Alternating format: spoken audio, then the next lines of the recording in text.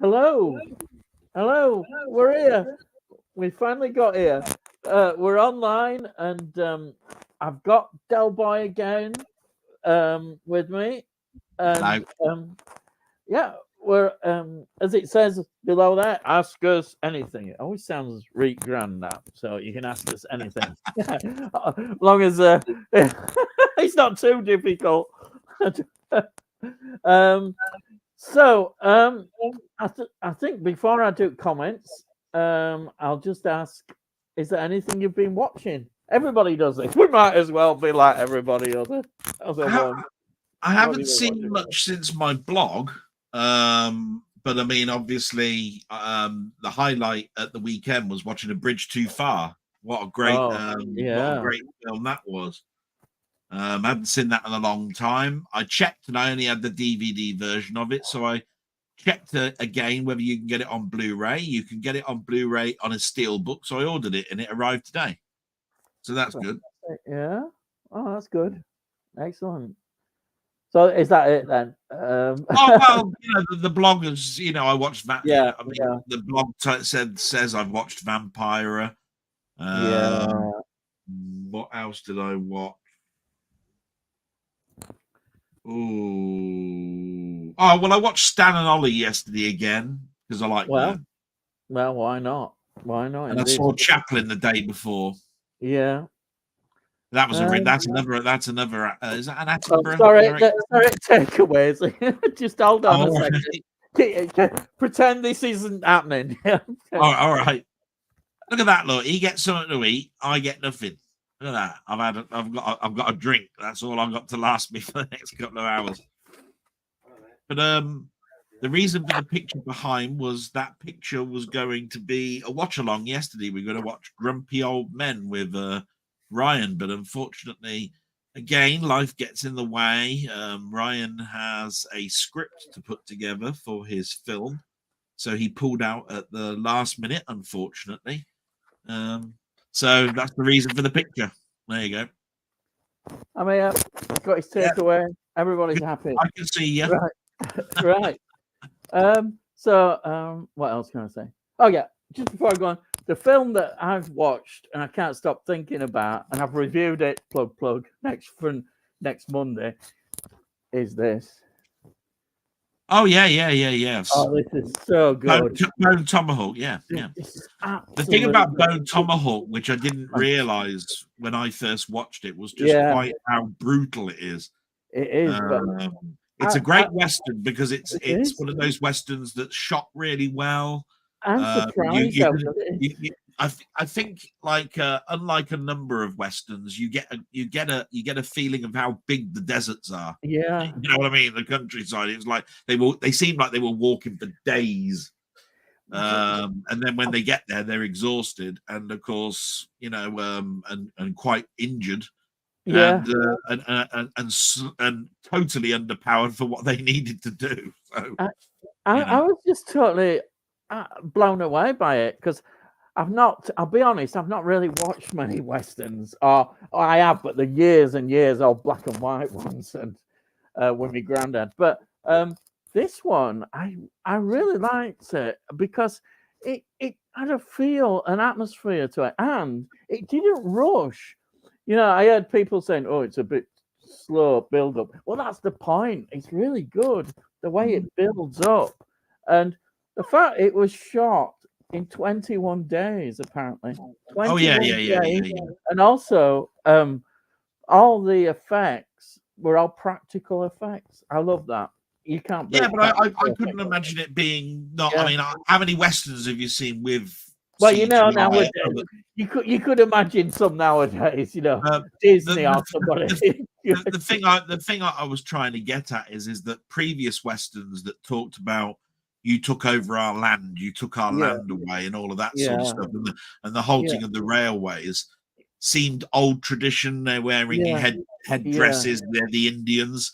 These are yeah. slightly different. They're a I tribe, but love they're it. Yeah, cannibals. it just suits But, me perfectly. I what love you it. have to Yeah, understand about it all yeah. is that you never saw that type of brutality. No, it didn't. It never came to the point where they're ripping their clothes off, making them butt naked, and then doing God what they knows did what. to them. Could you imagine what John Wayne would be thinking? I mean, yeah, because I mean, I can't see John Wayne lasting 15 seconds. He would Again, he'd think it was pretty disgusting or something. you thought how butch he was and how how strong a Yeah. character he was. Yeah. And he would have been if you consider that's Yeah. how the Western was, but you just see how Hollywood-fied it really was when you were talking about Westerns, if you see what I mean, I think what I liked about it is all the actors were brilliant in it. The script was really good. It was a tight script, and it felt authentic. It was it was really good. I was really happy with it, and so that was my. I've watched other things like last night. I watched some Night Gallery. I don't know. I fancied some Night Gallery, so I watched the pilot and all the stuff. The sort of early episodes. I enjoyed that. And then the other one, Night Gallery is one of my favorites because it's Rod Serling. Yeah, of course. It's pretty much the thing he did after Twilight Zone. But I can't quite remember which stories were the ones that. I mean, I've got the whole collection because Denny sent me the DVD collection. Yeah, did it? Wow! I've just got the first season on DVD.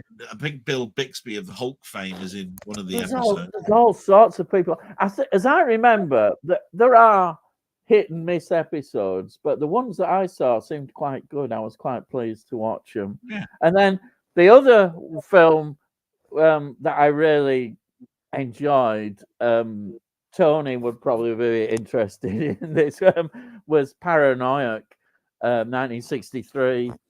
Hammer. It's a psychological black and white thriller from Hammer. It's fantastic, and it follows on. I did mention last week, and there's a film called The Damned, which was released in this country in 1963, and it's 1961 when it was made, and that was by Joseph Losey. And wow, it's a film that starts off, you think, is a sort of teen, almost biker movie, and because it's young Oliver Reed, and then it suddenly changes direction and becomes like a sci-fi film. These children being abducted by various people, and the whole thing is just weird, but it's great, absolutely great. If the Entrada sale is still on, because I think is it Powerhouse? Yeah, Powerhouse. A very early Hammer film that Nigel Rock God always recommends, and I totally recommend with him. It's Don't Take Sweets Off a Stranger. And that's for a $5, that's definitely worth. Yeah, I've got that. I've got most at Hammers, I think, on that Powerhouse have done. Yeah. They're just absolutely brilliant. Anyhow, let's get into people here. Danny Duke says hi. Hope you're all good. I'm good. Hi, Danny. Thank you for joining us. You've probably ran away. And Physical Media Live. Hello. Good evening, gentlemen. Hope you are okay. We are doing fine. Yeah, we're okay. And it's thank you for commenting. I'm trying to think of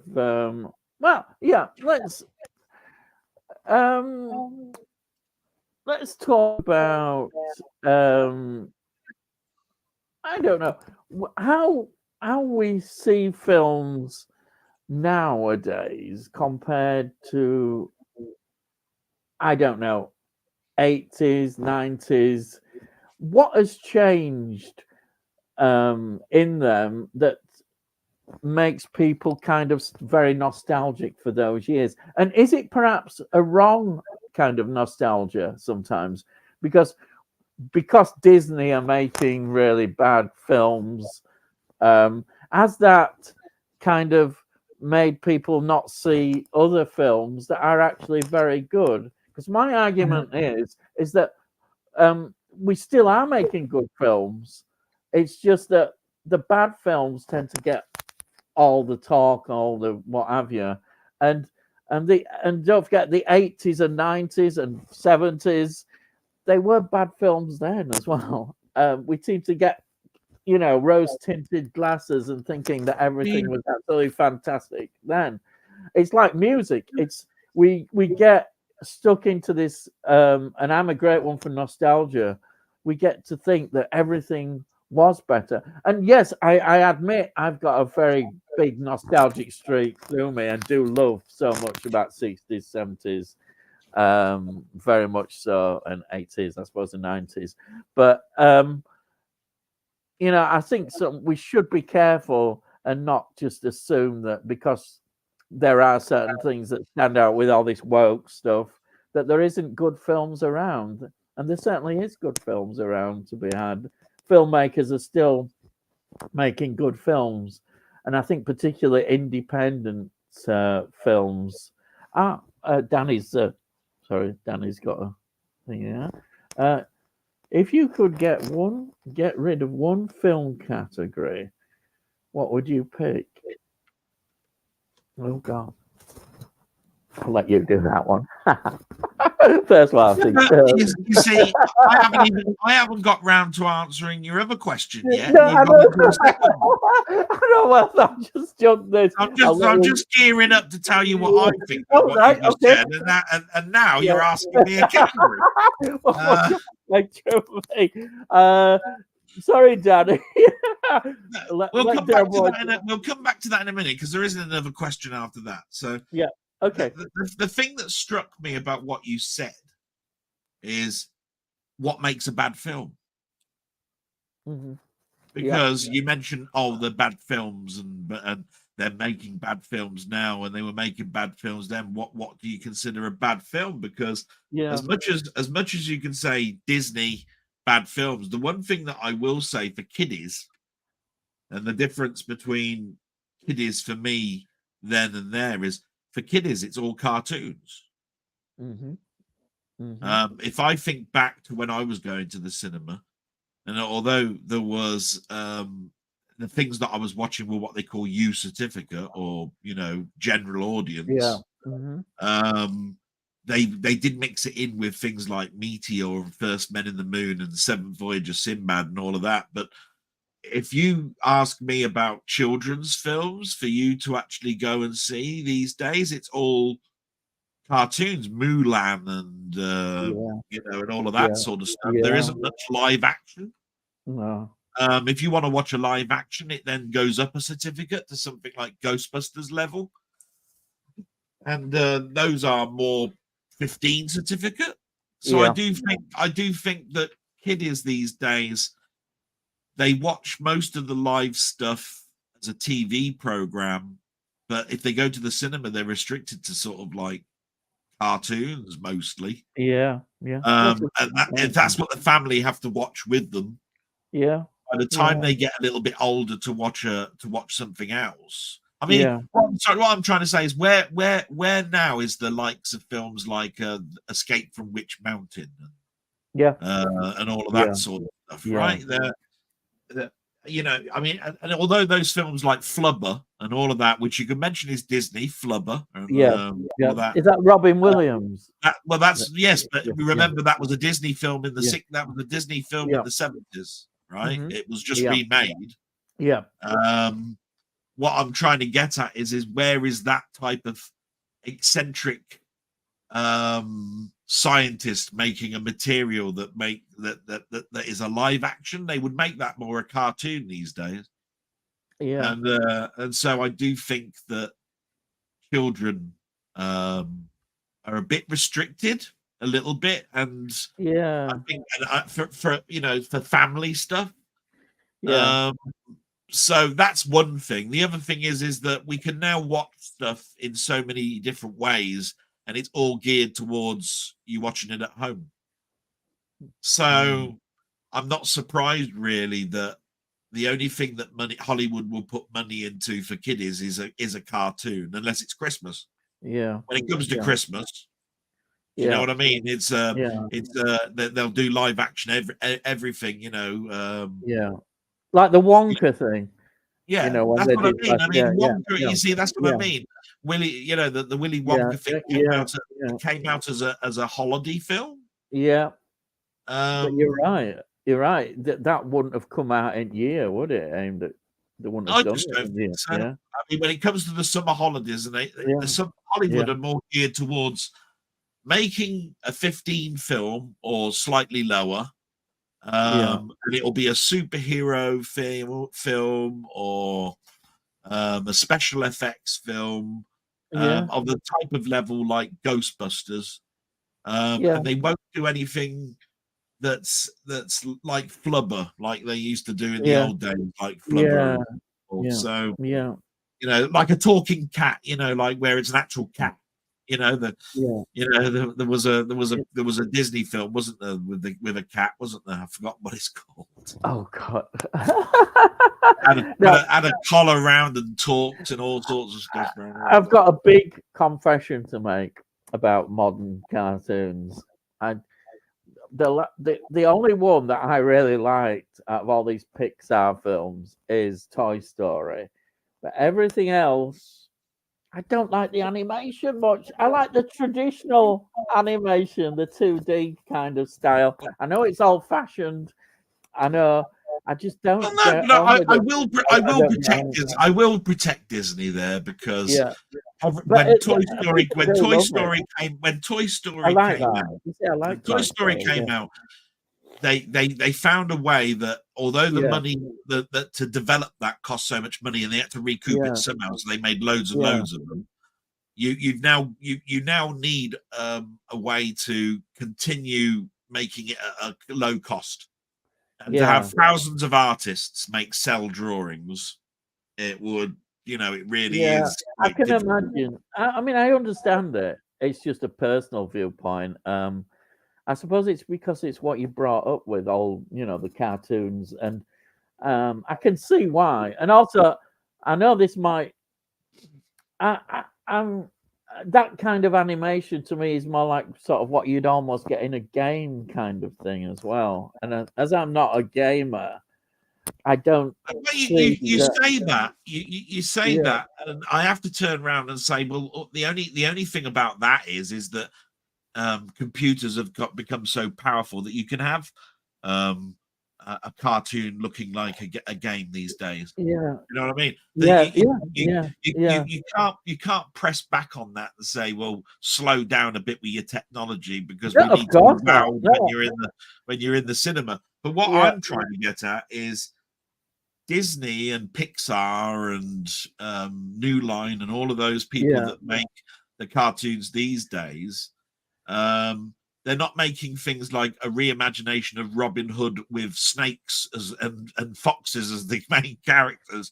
They're yeah, not yeah, that which I thought was twee and nice and great. yeah, They'll just do a Robin Hood cartoon with the characters drawn as if they were supposed to be proper looking humans. Where's the imagination? The imagination to me mm, was a talking. If you were to do Three yeah, Little Pigs, I don't want proper farm animal pig looking creatures. I want an yeah, animated pig. Do you know what I yeah, mean? yeah, An yeah, animated yeah, fox or something. yeah, yeah, What Hollywood is now trying to do is live action everything. So now they're going yeah, back to yeah, Jungle Book and they're yeah, and doing it doing as live a action. terrible version of it. What Yeah, I'd like to see is somebody do another Who Framed Roger Rabbit, where you mix the old style cartoon mm, with the live action. That's where I yeah, was going, yeah, wow, this was yeah. great. They don't do that though, do they? It's too Um, expensive. yeah, yeah. Hmm. All right. There's quite a few comments coming in now. So let's answer this one for Danny. So, if you Yeah. could get rid of one film category, what would you pick? So I've got to think a minute. You've had time to think while I've been Okay, talking. I'll tell you what I'll think. Um, I'd find it difficult, but there is one category of film that I honestly probably hardly ever watch, if at all, which would be a straight romance film. Right. Yeah, a straight romance. I can see rom-coms are a development, and therefore I've got a comedy element, and I can see them. I mean, I don't watch many of them, but if you was to really narrow it down, it would be that. But I do. It's not that I don't like romantic stuff, but I like the romantic stuff within the context of that the story is not just based on that, and done in a soppy kind of way. Because you can have films about relationships, which are just relationships, Yeah. but they're not like that. They've got a more deeper, usually a deeper thing. But it is perhaps my least attractive area that would go for. I could go for most other areas. I mean, Yeah, I mean, you for know, me, and it's only personally for me, and I yeah, don't want to yeah, get shot down or anything yeah. for it, but turning a theatre production into a film, Oh, if you could get rid of those, do you know something? great. Because I'd rather go to the theatre to watch West Side Story than I would watching the Hollywood film version of it. Yeah, Right. yeah, I don't want musicals to go all together because Little Shop of Horrors and all those sort of stuff, Grease, all of yeah. that, they're quite good, right? But I'm not a fan of Grease. when you're talking about, I don't know, Evita and all of that sort of stuff, I just think to myself, I think that works better in the theatre. The Yeah. theatre needs people to go back to the theatre. Mm, Theatre can only do so much, and that is musicals, comedies, mm, dramas. So when Hollywood took those away and said, "Hey, come into the cinema and watch this," mm. you really, really were attacking the theatre, I think, Yeah. a little Yeah. bit. And the theatre then deserved the slap on the wrist it got, I think. And you don't get me wrong, I do like things like West Side Story as a cinema thing, but it's this. I have the same sort of problem with with certain ones like that's coming up right now, which is the bioepic. I love the Jolson story, right? I think that's Yeah. brilliant. Amy Why Winehouse not? and Bob Marley, the bioepics that are coming out at the moment. I've seen so many documentaries that are on the documentary channel about it, that all they're doing is a dramatization of the documentary. Mm-hmm. And it's really nice that you get to see an actress try and sing like Amy Winehouse and tell a story in a drama type way. But can you imagine them doing that with Henry VIII or something, right? We've seen them on telly where they've got these people that are in that live in museums, basically, trying to educate us on Queen Victoria and Henry VIII, and they do these little dramatizations. They get the actors and they go and you see Henry VIII in his court and all of that sort of stuff while they're talking over it. But if you can imagine that being now in the cinema, like as a docudrama on Henry VIII, it wouldn't be. I prefer it to either be a documentary or be a drama, and not mix the two up a little bit. But the big one for me is a theatre production that started off in the theatre, turned into a film production. No, stop that. I mean, Mamma Mia proved it to me. That was once too far. Do you know what I mean? It was like they got the music, they turned it into a theatre production. What did they do? Get some A-list actors, and you got people like Pierce Brosnan trying to sing ABBA. No, bollocks. I don't want Pierce Brosnan's Bond. He ain't singing, he ain't bursting into song. He picks up a gun and starts singing them to death. No, I'm sorry. No. Now it's interesting because you made me. I was thinking about this. The film that I'm reviewing, Hitchcock, and I'm on this second box set, and a film that I just watched yesterday was Dial M for Murder.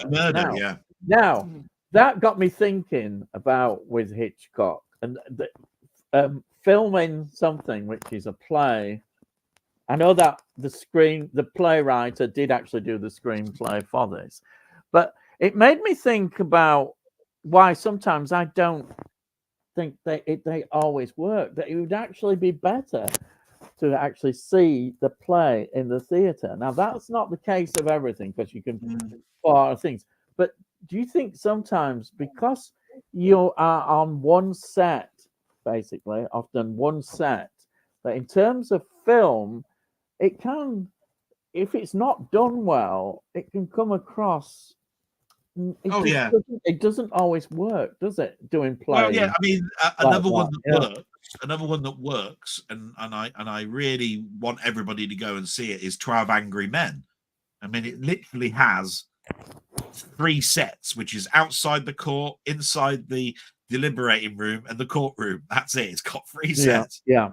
And then it's very much a deliberation of 12 men talking about Is did that he do based it on a play? or didn't he do it, and that's a play.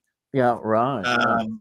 But that works on the cinema, that works in the theatre, it works as a book, and it works as a mini series on TV, right? That's where it universally works. But it could have gone totally the other way in the cinema. If you can imagine now, you paying £11 and you actually went into the cinema and you saw that film remade today. Other than you'd have to get 12 real big A-list actors, people would come away from that going, "Oh, what a boring film." You're right. Because we're all now brought up with the fact that we need to have explosions everywhere and special effects and all the rest of it. To me, it works, and I love those types of films. I love 12 Angry Men, and Dial for Murder is slightly unique again, isn't it? It's where it really is one room, talking about the murder. It's like a Cluedo. It's what I was going to say. It's Game of Cluedo on the cinema. I think also it's a question of with audiences. Do audiences like films that are really just dialogue?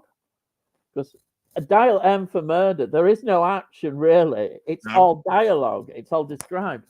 What are modern audiences like with things like that? Would they like that? Would they think it was rather slow? I think it's niche. I think it's niche. Yeah, I think it's niche. I think it's one that the kiddies would get restless about and say, "I don't want to be here, mummy and daddy, get me out of here." Yeah. All of that sort of stuff. But then again, that's where you've got little cinemas that you go to where you watch obscure films and art house films are often and they flourish. Those types of films flourish. You know, they're the sort of film where they've been to the Cannes Film Festival and it's got the Haute Couture award, and then when it comes out and you watch it, you go, "Well, what the bloody hell? Why did this win an award? I can't see why this won an award." Well, I'll tell you what's an interesting thing with Hitchcock. I was comparing it with Rope, which is very similar. Oh, right, yeah. The way Rope is. And they're not my favorite Hitchcock films. I was realizing that. I don't know why. It's because the others are so brilliant. Some of them are so good. But Vertigo didn't need as many locations as it did.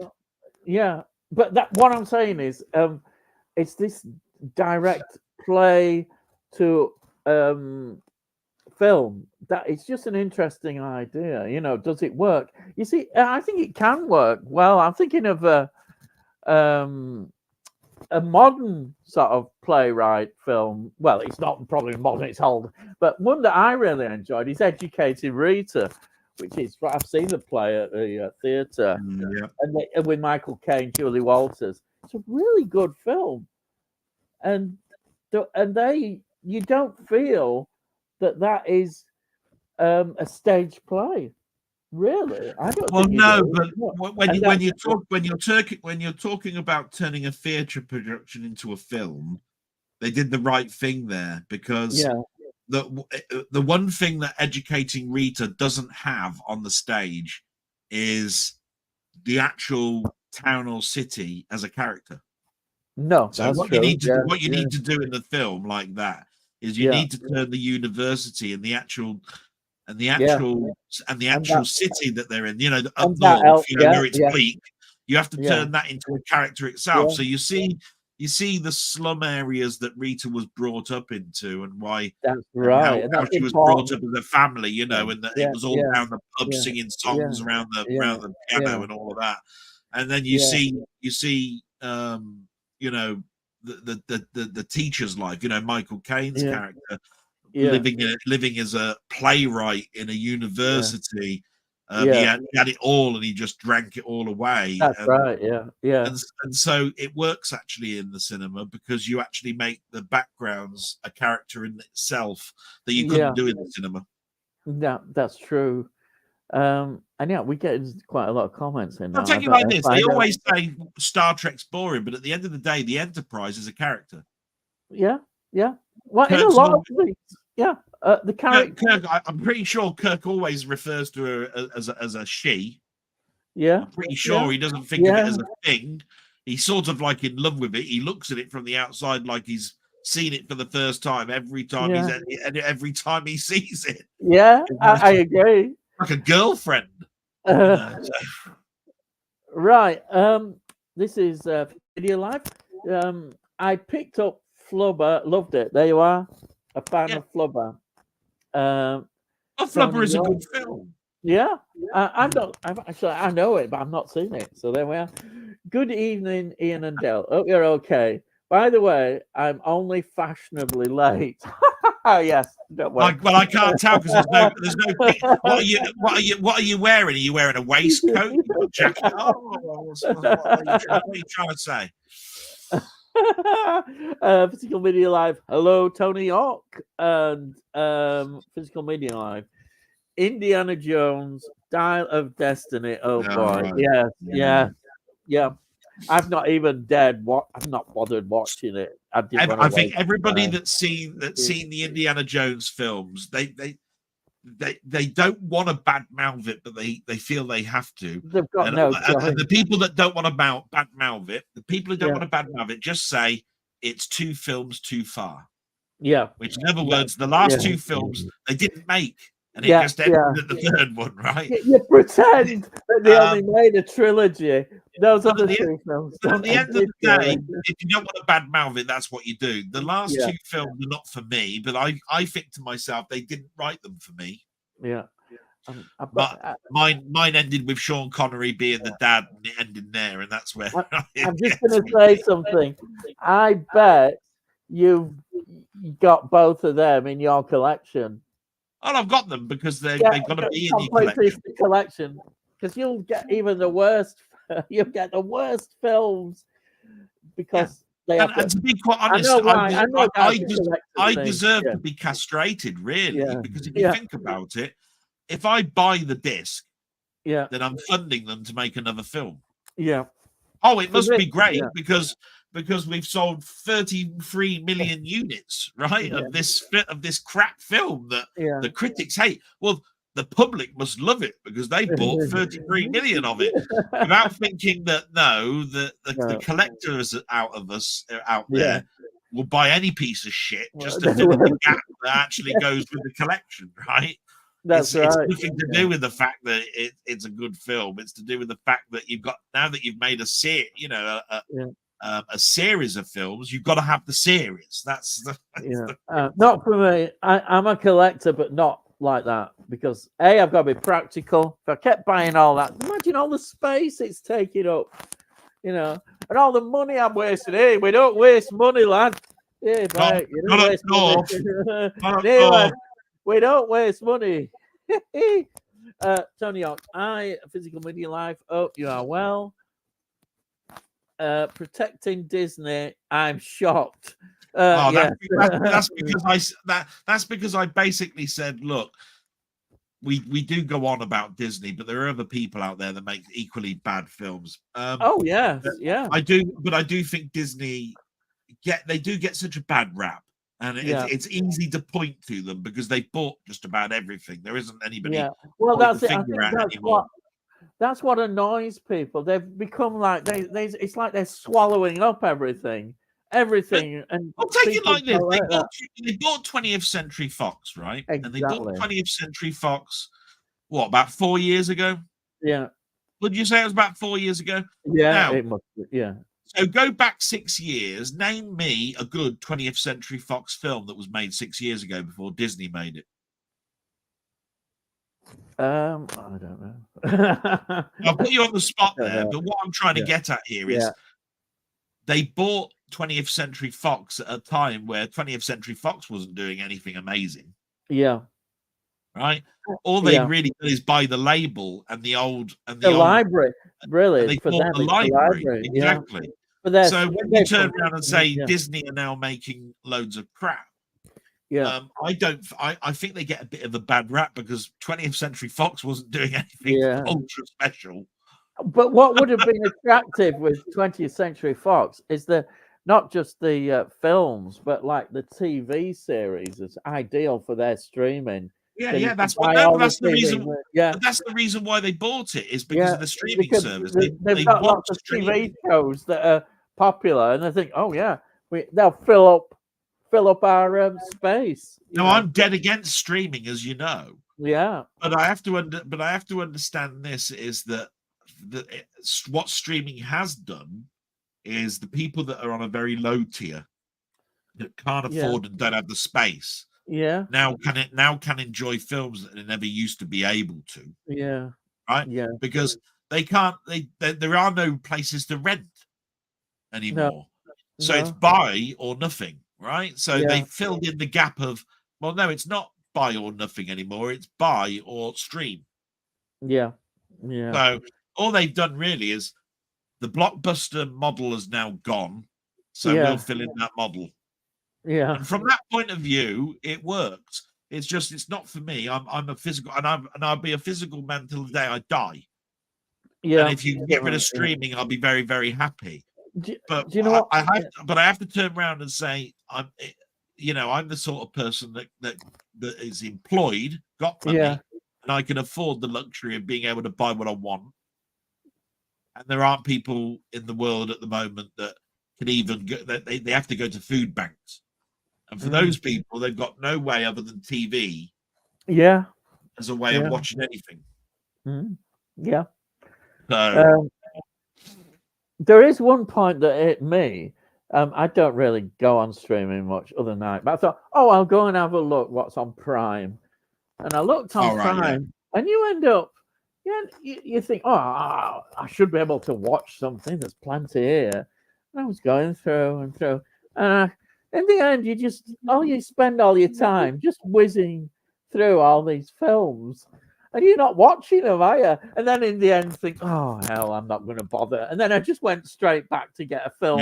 You spend more time looking at the pictures than you do the actual getting to the actual film itself. It's a waste of time, isn't it? It's just. But then again, isn't that what Blockbusters was? I don't know what film I'm going to watch. You go into Blockbusters now. It was all separated into all areas. There was comedy, science fiction, horror, all of that. Then you went along the shelves and you were going, sit it. And to be quite honest, I do remember going into Blockbusters once and actually being in there an hour, and I still couldn't figure out what I wanted to watch. You know, and I think Prime falls into that. Yeah, I think trap. Actually, it was even worse if it wasn't just Blockbusters. I remember going into local corner shop with their small video. The small section. That when you'd virtually seen everything. Yeah. Oh crikey. Right. Let's see. Yes. Thanks, Tony Hawk. Imagination when we discovered technology. Pretty much. Interesting thought. Yeah. It's quite right. It's one of the reasons. It's not the only reason. Yeah. It's just that it's creative. When you get technology, and technology is moving incredibly fast. What happened in the past was a new piece of kit would come out, and it would take you 5 years to discover its full capabilities of how to use it. Right. And technology wasn't moving so fast that it was out of date by the time that you'd got to work out what you do. Right? Yeah. Right. Now a piece of equipment comes out and it's antiquated by the time it's released on, to the public. So it's old hat, and they're already developing the next successor to it. So you can't stay in one place. So because of that, you don't give your brain enough time to give you the reasons behind how to use it. Now, a perfect example of that is VR. Yeah. So all of a sudden you've gone from 3D to immersement, right? And you're going, right, yeah, brilliant. And oh my God, wow, isn't it fantastic when you put the thing on? But then you start going, but what can you do with it? Mm. So you've given me the world. Now what? Mm-hmm. Mm. And you're in that situation, right? Mm. It's the same thing with storage and technology, right? I was a kiddie that basically had to mow lawns and do paper rounds to buy a game, right? Mm. It was $1.99 for a game or $9.99 for a game. It took me 3 weeks to buy the the $9.99 game. It took me 1 week to buy the $1.99 game, right? They were coming out every week, right? But there was no platform for you to buy all of them at once, right? Now, something comes along these days, like a platform like Steam or the PlayStation Store or the Xbox Store, and all of a sudden, you can give them, what do I get for £100? You go into their sale, and you can pick up nearly, I don't know, 50 games for £100, right? Wow. Now, 50 games could take you a whole year. Yeah. To get through. Trouble is, there's another sale on in 2 months, and you buy another 50 games. Right? Yeah. Then you turn into this old thing that my dad used to say, which is, I can't see the wood for the trees. Yeah. Because you've got 150 games, you've paid 5 of them. And you never go back to them because you always turn around and said, I'll go back to that when I'm bored sometime, right? But the trouble is, there's another sale on, and they're now telling you about another game that you could be picking up dirt cheap, and you get that. And what tends to happen is you start paying 2% of what you bought. That's what happens. And the more storage we've got, and the more sales that we've got, and the more things that are going on, you can't see the wood for the trees. Yeah. At the end of the day, you've got rid of all of the excitement, because to me as a kiddie, they were drip fed to me. Yeah, I was gonna. It's an interesting point. Sometimes the more you have, the more things easier to get. Things lose their interest. Well, look, you just to add another analogy, just before you come in on that. Yeah. That's the whole point of why Blockbusters really doesn't work as a medium, right? Yeah. When you go to the cinema, there are literally 5 films on the market at the moment that are going around all the cinemas, and they're going to be out for the next 2 to 3 weeks. You go into a Blockbusters, and there are 1,000 titles. You're not going to. The cinema would not work if there were 1,000 films for you to choose. It wouldn't. Right? No way. It would die a death. It would. Right? Yeah. So what I'm trying to say to you is that the drip feed method is what cinema does. The bloom of having anything that you want is the Blockbuster method, and that's what's happening with streaming. There's too much, and you never get to see the thing that you want because you can't see the wood for the trees. You're relying, therefore, that somebody is this week gonna recommend a TV show, a mini series for you to watch, because otherwise you're never going to see it. You're never going to know about it because it's covered by all the other shit that's out there. Yeah. It's interesting because for me, I think this is just a personal opinion that the excitement of 4K has been ruined for me, but I understand why.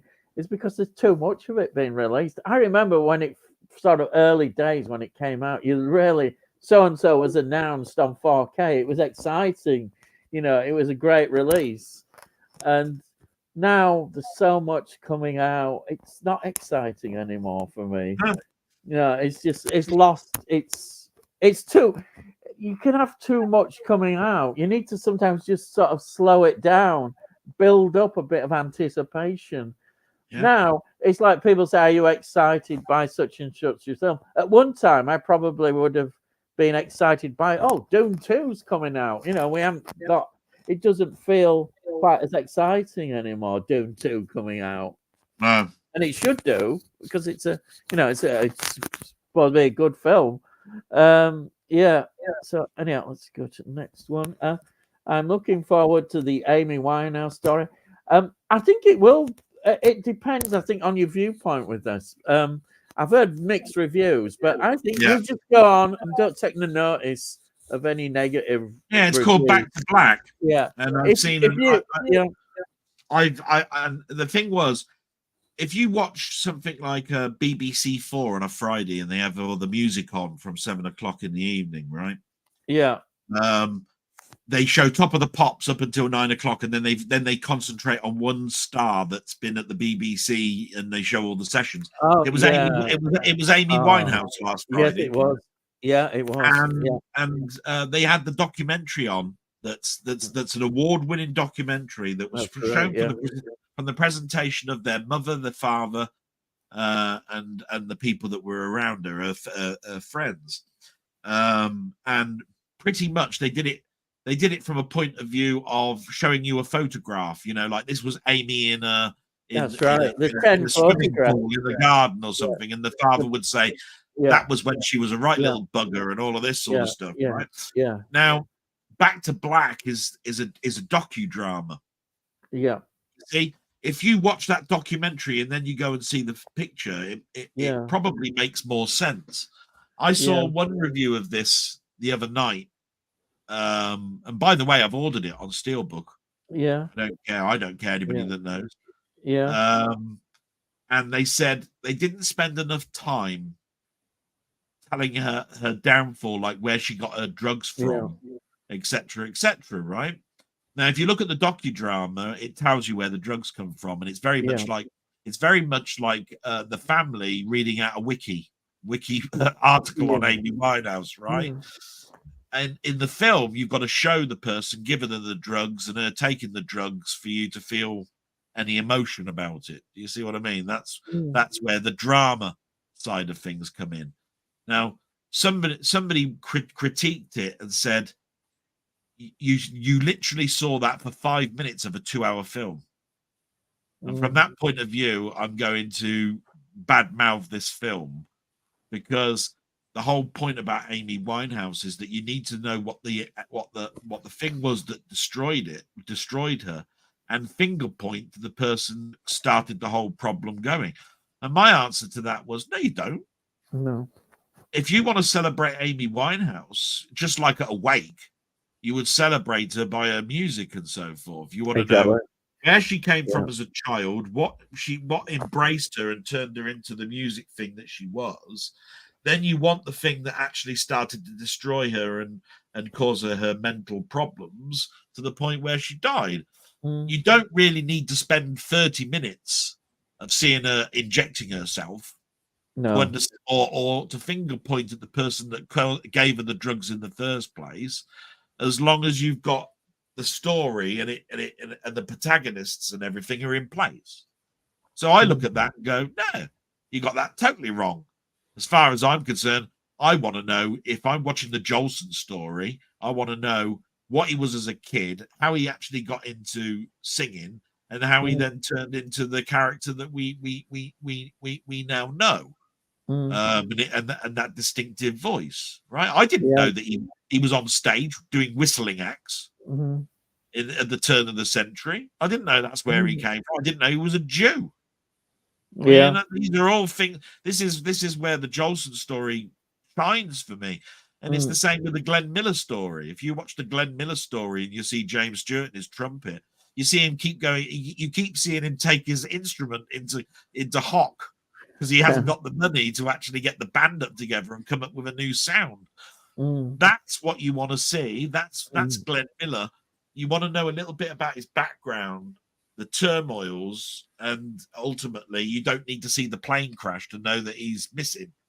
You know what I mean? As long as it says at the end, and Glenn Miller, to this day, we don't, whatever, it was an aircraft accident, blah, blah, blah. I always believe in the end it's about the music, and I always say that. And right. Somebody who I like is a controversial figure, but I don't care really. Whitney Houston. I love Whitney Houston. Okay, people might not expect that, but I really think Whitney Houston was an amazing talent, her voice. Yeah. And yeah, and there's a lot of problems and a lot of things about it. But So when they did the film you about know, Whitney Houston, did you really need a half-hour section in the film that talked about the bodyguard? No, you didn't, did you? You just need to know that she was in yeah, film, yeah, that she got this tune that was gifted to her. She started to sing yeah, it. It was given to her by Dolly yeah, Parton. yeah, Blah blah blah blah blah. yeah, Right? You don't need 20 minutes just because that's the biggest thing that actually happened to her, and it caused her to skyrocket into the stratosphere, yeah, right? yeah. Because of this I one think thing. that did. I mean, I'd like to know more about like um she was in the church and in the choir and how That's she right. came in and how she was discovered. I've forgotten his name by this impresario bloke who eventually got a record deal, and that Yeah. the first album of hers is absolutely amazing for her age. Um, I could talk about. I won't go on about Whitney Houston too Well, much, but she's a literally, fascinating character. you don't need an hour-long part to show that Bobby Brown was probably half the He, concerns of why he was of well, the yeah. down. I'm afraid again, yeah. It's interesting. Bobby Brown was.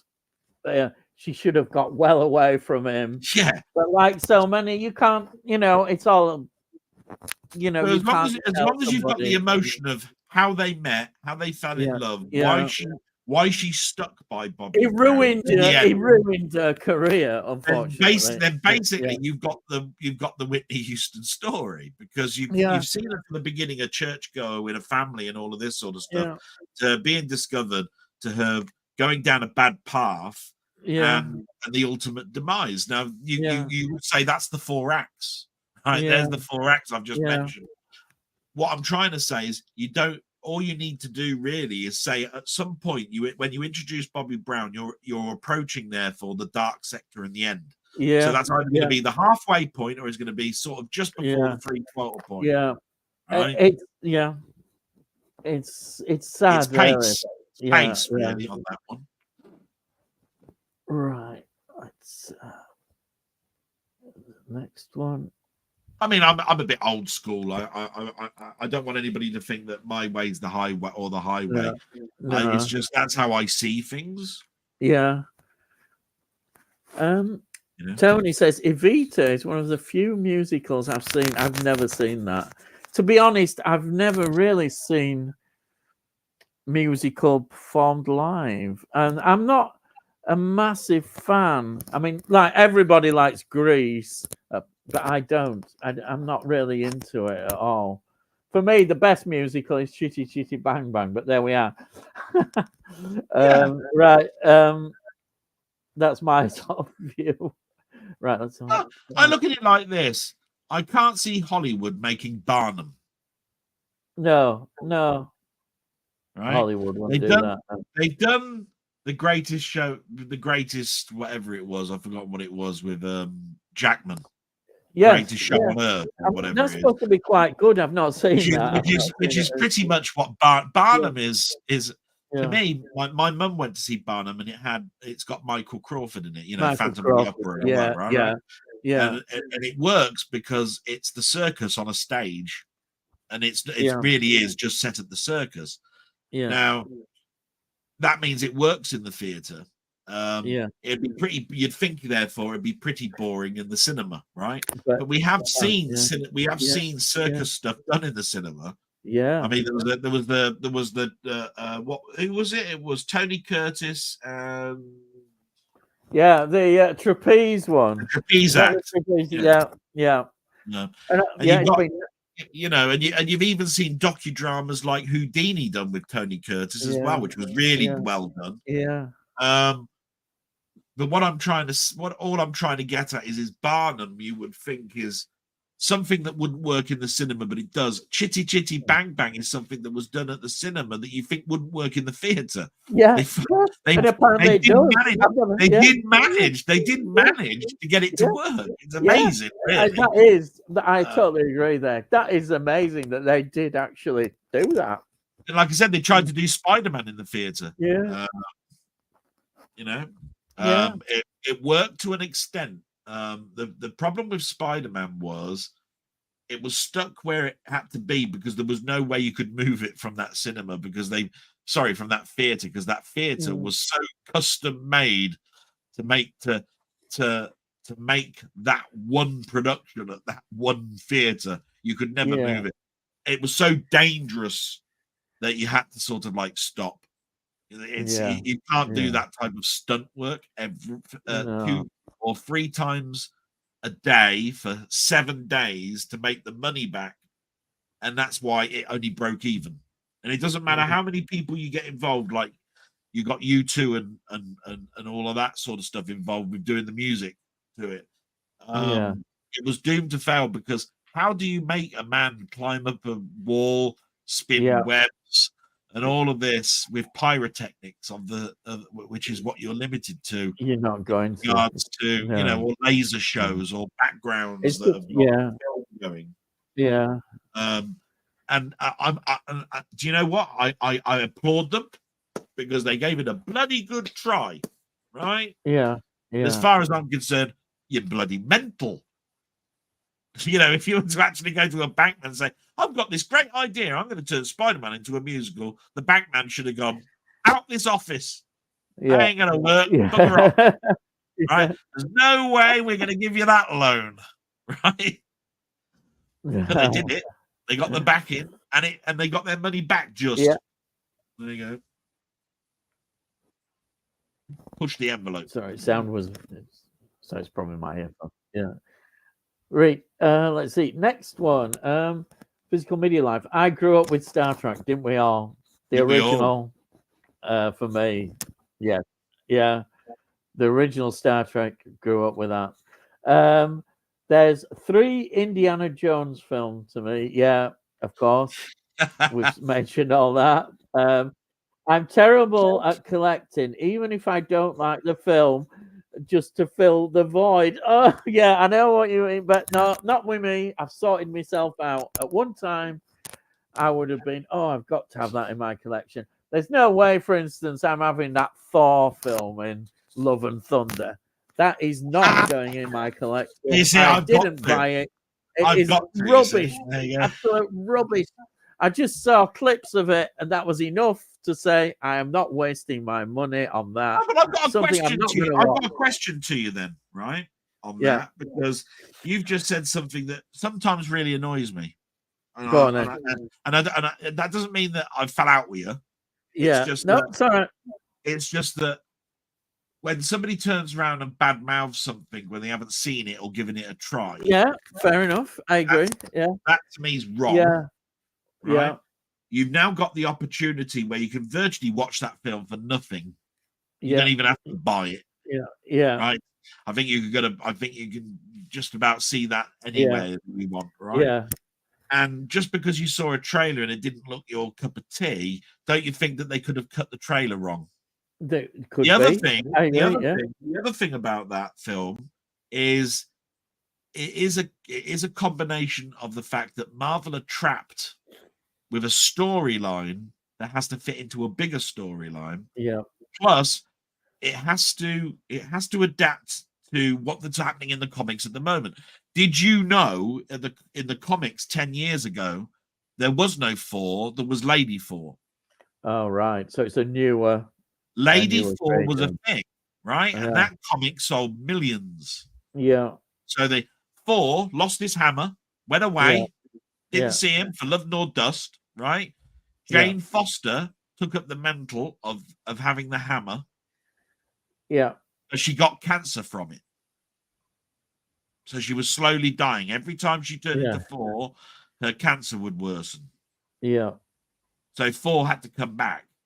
And then, of course, Jane Foster was, when she was back in human form, the cancer would accelerate. When she went back to being Thor again, it would slow down, but of course it was causing her. She was trapped. Basically, she had nowhere to go but die. Right, that's pretty much it. Yeah. So what you have to understand is with Love and Thunder is that you were trying to introduce a woman for a time where everybody was saying, "I'm sick of this woke crap. Why is it that you have to have? Why is it that we now have to have Jane Bond, not James Bond? I'm sick of all this." Yeah. And what you have to understand is that character was something that was quintessentially part of the storyline that they're trying to do, and they had to introduce her because the comic book introduced her. Yeah, I get you. Yeah. The people that read the comic books would be up in arms by saying, "You altered the story." That didn't happen to Four. That happened to Lady Four. Why didn't you introduce Lady Four? You can't win. No. Because people would say, yeah, and if we introduced Lady Four, you'd have gone down the woke route and we'd have been castrated for that. How do you know unless you actually did it and all this sort of stuff, right? So they can't win at all. Yeah. If they bring in a Lady Four, people get upset. If you did it as a Four story, you'd get upset because it was Lady Four that actually introduced that storyline in the comic. Yeah. So you're going away from the actual way that the story was originally written. Yeah. You can't win.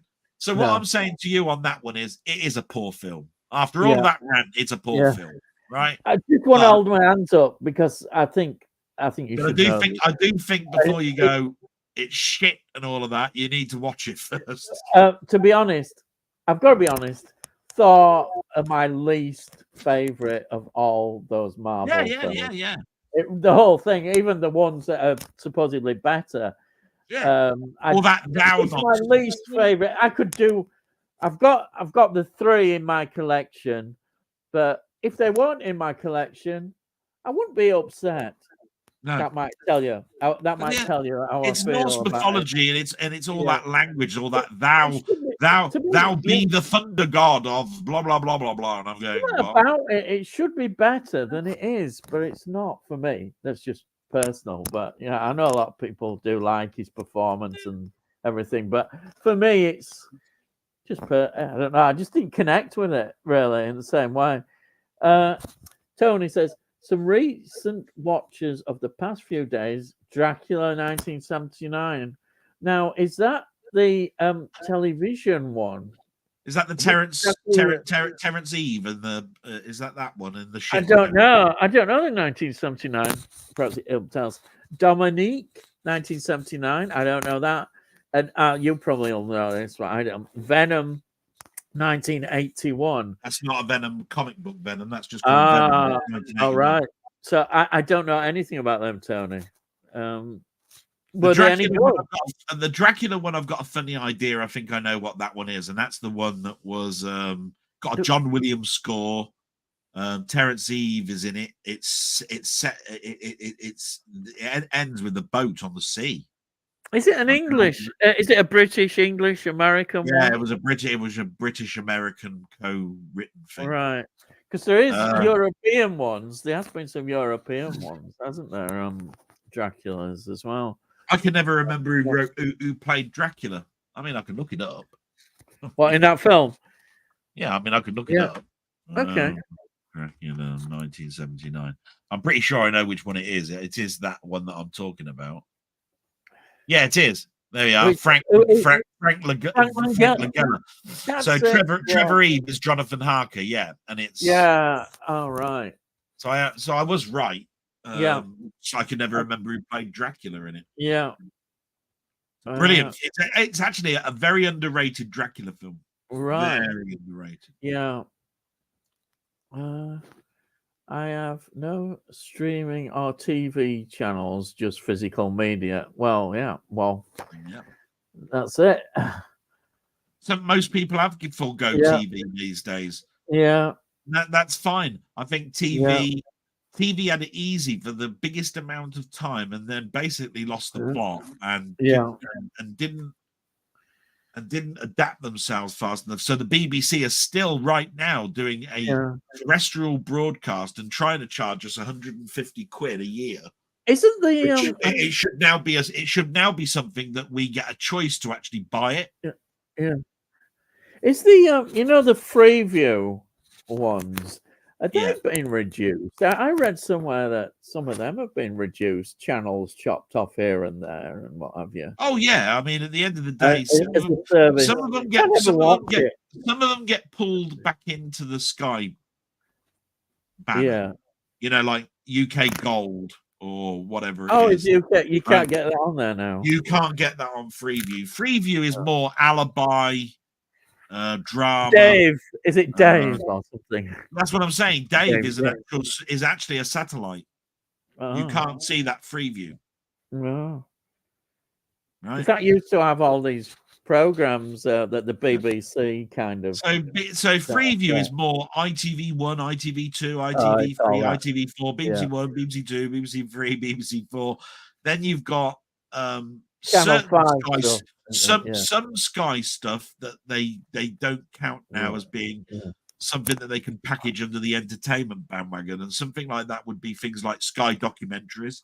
I think you can get that now as a Freeview channel. But stuff like Gold and What and all that sort of stuff, those are under the Sky banner, and things like Alibi and Drama, they're Freeview, right? And the reason for that is Sky really don't want to show programs like Hudson and Rex anymore. What's Monk? Oh, I might have heard of that. Heartbeat or Foyle's War. Yeah. Foyle's War. That sort of stuff, right? Right. And the trouble is, ITVX and all that sort of stuff is a streaming service that's free. Yeah. It will eat up that sort of stuff because it was made by ITV in the first place. Yeah. You know. Right. Tony York, I have enough bookcases of media to last me a lifetime. Yeah. It's still not enough, is it? It's never enough. But the space is, when you can't get into a house, then you might start worrying. Oh, people think you're a hoarder. That's the ultimate insult. Oh, yeah. That's what I am. I am a hoarder. Yeah. Because I have two nurses that come twice a week, and they sometimes, if I get new ones, they're looking around and going, "Well, you seem to have hoarded a lot of things." I say, "No, I'm not a hoarder." I get quite upset and joke with them, but I think people do. They see it all. It seems quite strange seeing all these things because people just don't have physical media, do they? No. No, I can't imagine. It's like not having books, not having physical media. It's just a strange world, that to me. Yeah. It really is. It's like some alien, isn't it?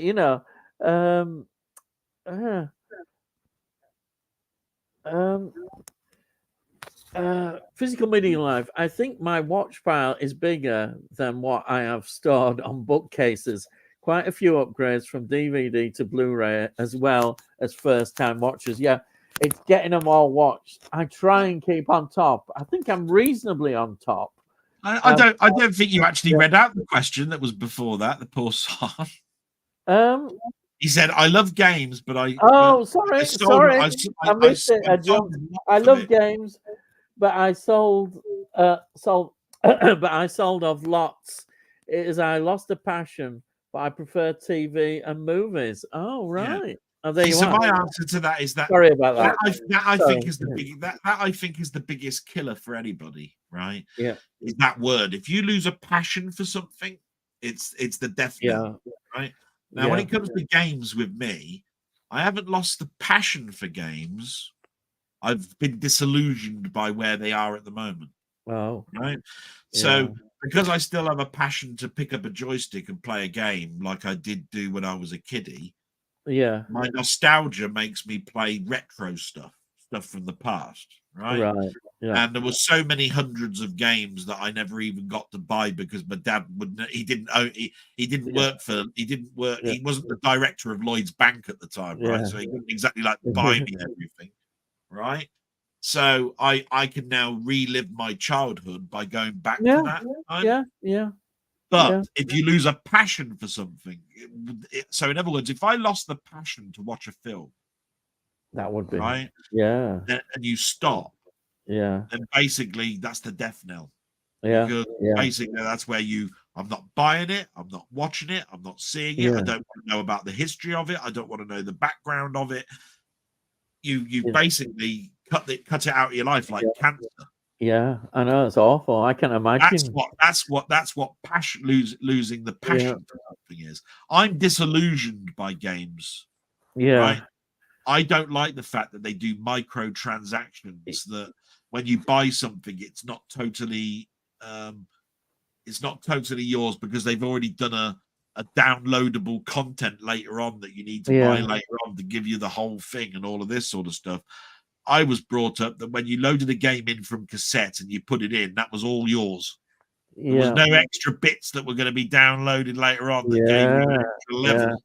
That was it. It was a self-contained game that had a beginning, a middle, and an end. And now everything is all geared towards, oh, well, you got to the end of it. Oh, you did that quite quick. Oh, well, and you've got we've developed the second half. There you go. And it's going to cost you 15 quid. Well, bugger off. Yeah. Is what I'm saying to that. Oh dear. I wanted to answer that for physical media life, because I think it's quite important, because I don't want him to lose the passion for films. Yeah. I think you really are coming, you're turning into then something where you're going to need conversation in your life. Because there's nothing for you to watch anymore, and there's nothing for you to play anymore. So what is there? There'll be just living and working, and that's all you'll have in your life. And that is not a life. That's not a nice future to think about. To be for me, the other passion, of course, for me is music. So I cannot imagine life without music. Oh yeah, really above anything else. Music is my medicine as well, in a way. If you're not feeling maybe quite as well, music just really does it. It still does it. Just to add to that, I do feel I'm an old fogey now, and I will explain why. Is that when I'm in the car, if I'm not listening to my own music when I'm on my way to work, I won't listen to Radio 1. It alienates me. I don't want to hear that hip hop, bloody all that sort of stuff. Right, the music that's around now. So I put Radio 5 on and listen to the news and some local topics that are going on in life. Depress yourself. Now, when I was in my dad's car and I was little, and we were driving to the holiday park or wherever it was that we had to sit in the car for 3 or 4 hours. How awful it is that I used to think of my dad because he'd be listening to Radio 5 or some chat thing, right? And I'd be going, what the hell's he listening to? I don't want to listen to this old folk. You can't put the tunes on. Put the tunes on, right? That's what we want, right? But I've turned into my dad because because basically I'm going, turn that tune shit off. I want to listen to know what's going on in local life. I want to know what's going on in the news. I want to know who won the Grand National. I want to know. Actually, I remember, it's interesting. Radio's interesting because I remember a time, now this is going back years, when we listened to local radio. So I remember Radio Leeds and all that sort of stuff, which, must be so antiquated now, to think that you was, and they were going up, and they'd say, oh, it's going to be snowing now. When you get home and you get on Stanningley Road, you watch out, and you get all this kind of sort of reporting. It was brilliant, but it's all local radio stuff. Oh, tremendous stuff! I'm just thinking of that. I quite like looking forward to going to work one day a week, because I go to work one day a week. I work at home for the rest. Yeah. I quite like looking forward to, because I'm going to listen to the radio on the way to work. It's going to be quite interesting. This, like listening to what people are talking about. Oh yeah, definitely. And I actually as well at one time. Oh, this is going back a few years. Maybe it was actually sometimes as a student as well. So I was listening. I was into all sorts of things as a student. I'd listen to plays. I remember. Yeah. Plays. Radio 4. They used to have an afternoon play about 3 o'clock. Still do. Yeah. And they play audio versions of Dad's Army and all all that Yeah, sort of stuff. that's right. They did that. I was listening to the Navy lark and all of that. amazing times. Yeah. So I read that one out, didn't I? Before Tony said that one. Yeah, but we didn't answer it, did we? Yeah. We said about watch piles. Yeah. Well, I was about hoarding and the way people look at you. Yeah. If you've got, and it's funny that he mentions upgrades because that's a good topic to have upgrades because I must admit I've still got DVDs, I've still got Blu-rays, and I've still got 4Ks. There are 4K editions of films that I've actually got on DVD, but I haven't upgraded them yet. Now, why is that? Now, it's an interesting thing because you'd think to yourself, well, yeah, you've gone to a new medium. You obviously liked it when you bought it on DVD, so why haven't you upgraded it? I must admit, I am choosy on what I upgrade.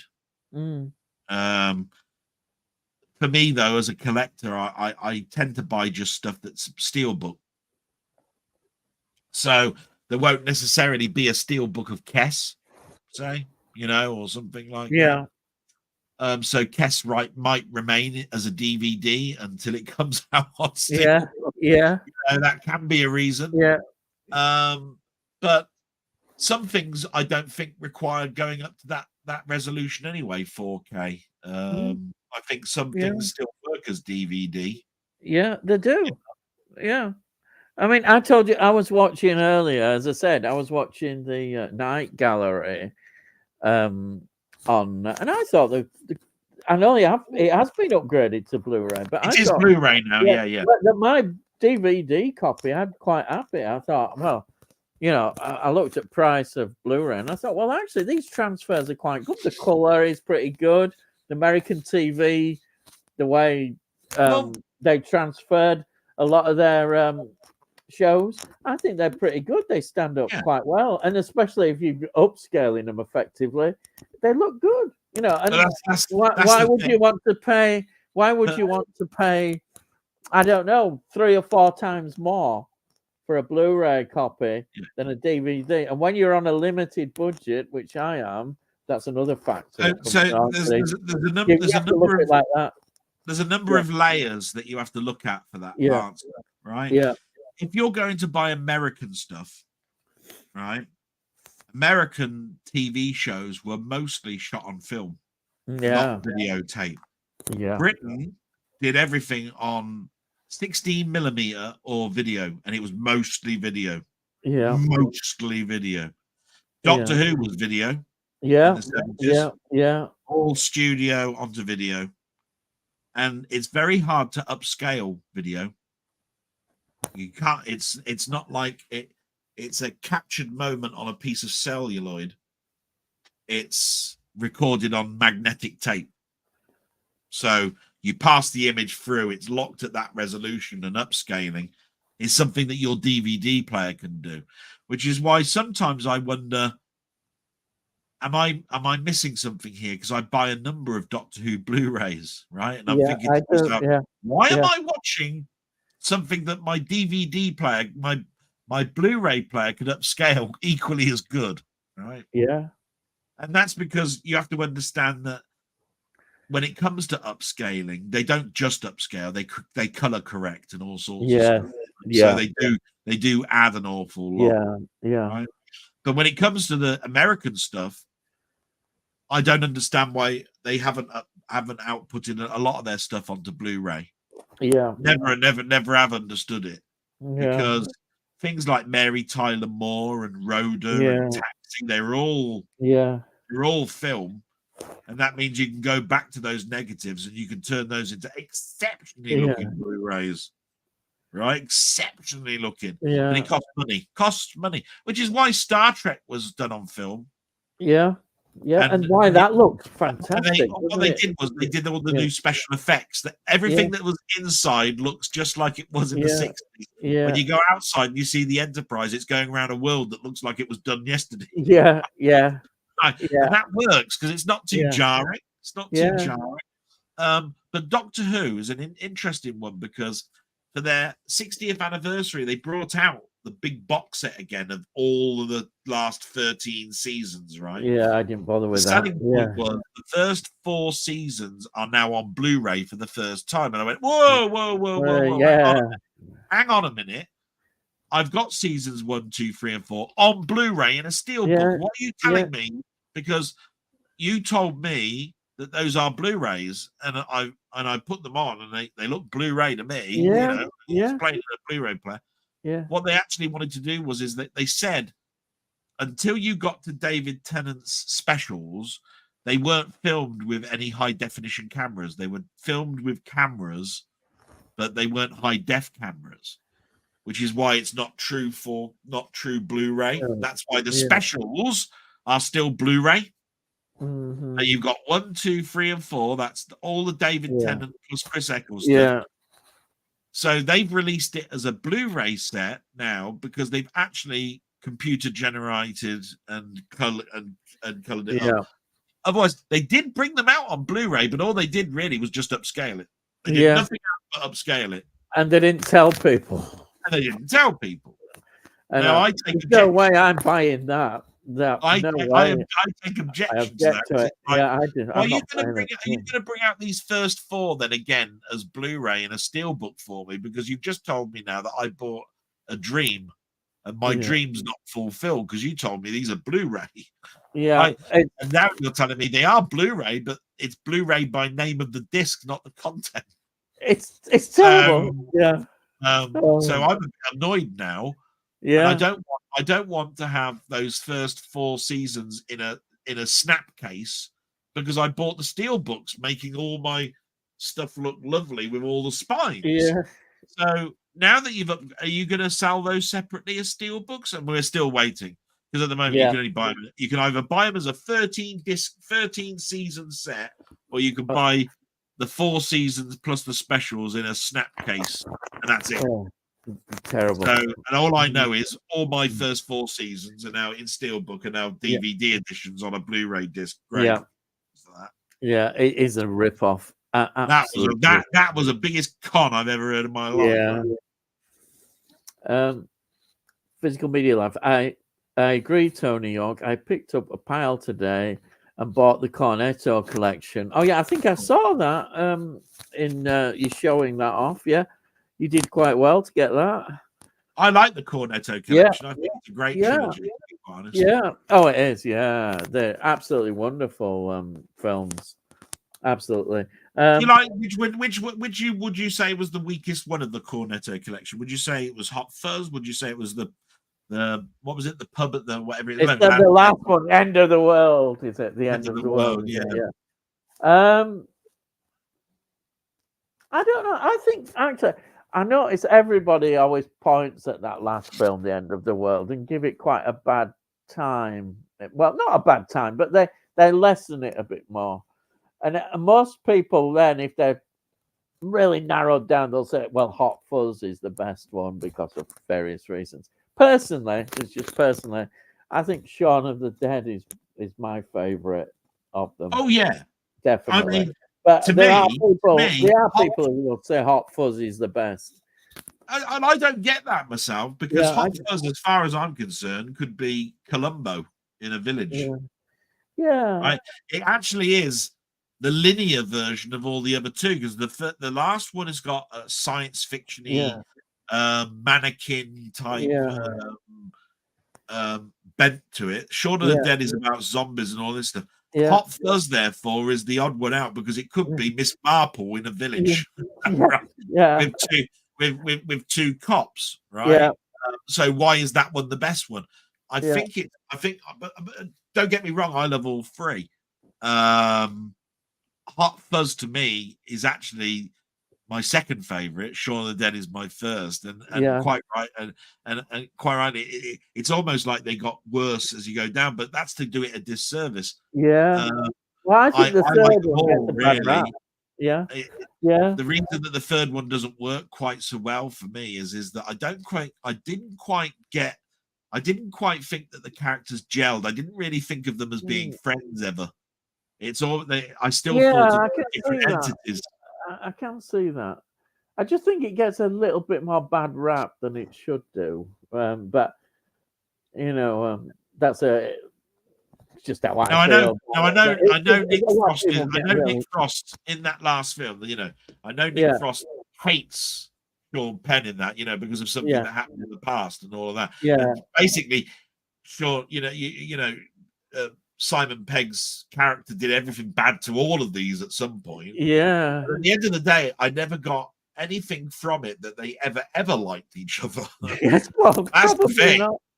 It's Yeah, like, so why are they all together again? They got them all yeah, together for one last. We yeah, never finished this 13 pub trek or whatever it was. yeah, Right? But if you never liked him in the first place, you just turn yeah, and say, "Jog on, mate. yeah. I don't care if your mother's Oh, dying or whatever it is." let's see it. People probably say, "Oh, well, it wouldn't really happen," and it's just a film. It's it's fun for the film. People get worried about it. Don't worry about it. It don't matter if it don't all add up. It's a film. Yeah. Yeah. Right. Looking at those release lists online is fatal. I saw today I'd never heard of, and now they're on my wanted list. Yeah, well, it can happen. A Danish historical starring Mads Mikkelsen and a film set in 1900 Patagonia. And I didn't see those two, so that's two new ones for me. I saw Glory was released today, and Moon was pre-ordered today. They're the two that I saw that you could pre-order. Ooh, I wonder what that 1900 in Patagonia. Yeah, that's got me intrigued with the 1900 one. Yeah. I love all that turn of the century stuff.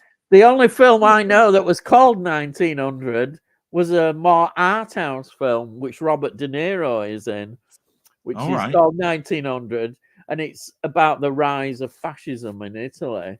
That Robert De Niro's in that. I think a lot of people don't mention that, but it's an art house film, really. That's how I saw it at university. Yeah. But that's the only one I can think of. It's called that. Yeah. That sounds interesting, though. That one. I bet you any money you don't write that down, and you'll forget about it when this finishes. Yeah, I know. I do. It's like Tony. Tony is great at providing loads of lists of films, and I'm thinking, oh God, I'd really love to see that. It's right up my street, and I never write them. So whenever I'm doing a live stream with Denny, yeah, when he's talking, right, yeah, I make sure I've got a pad in front of me. yeah. So I'm listening to what he's saying. Yeah, I'm writing down what people are recommending. I'm going, yeah. Nobody knows; they can't tell. But I'm sort of. There is one I've remembered that he mentioned, the Dracula 1979, because you looked it up. So, yeah, but do you remember the other two? One was Venom. One was Venom. Remember that? The other one was Dominique.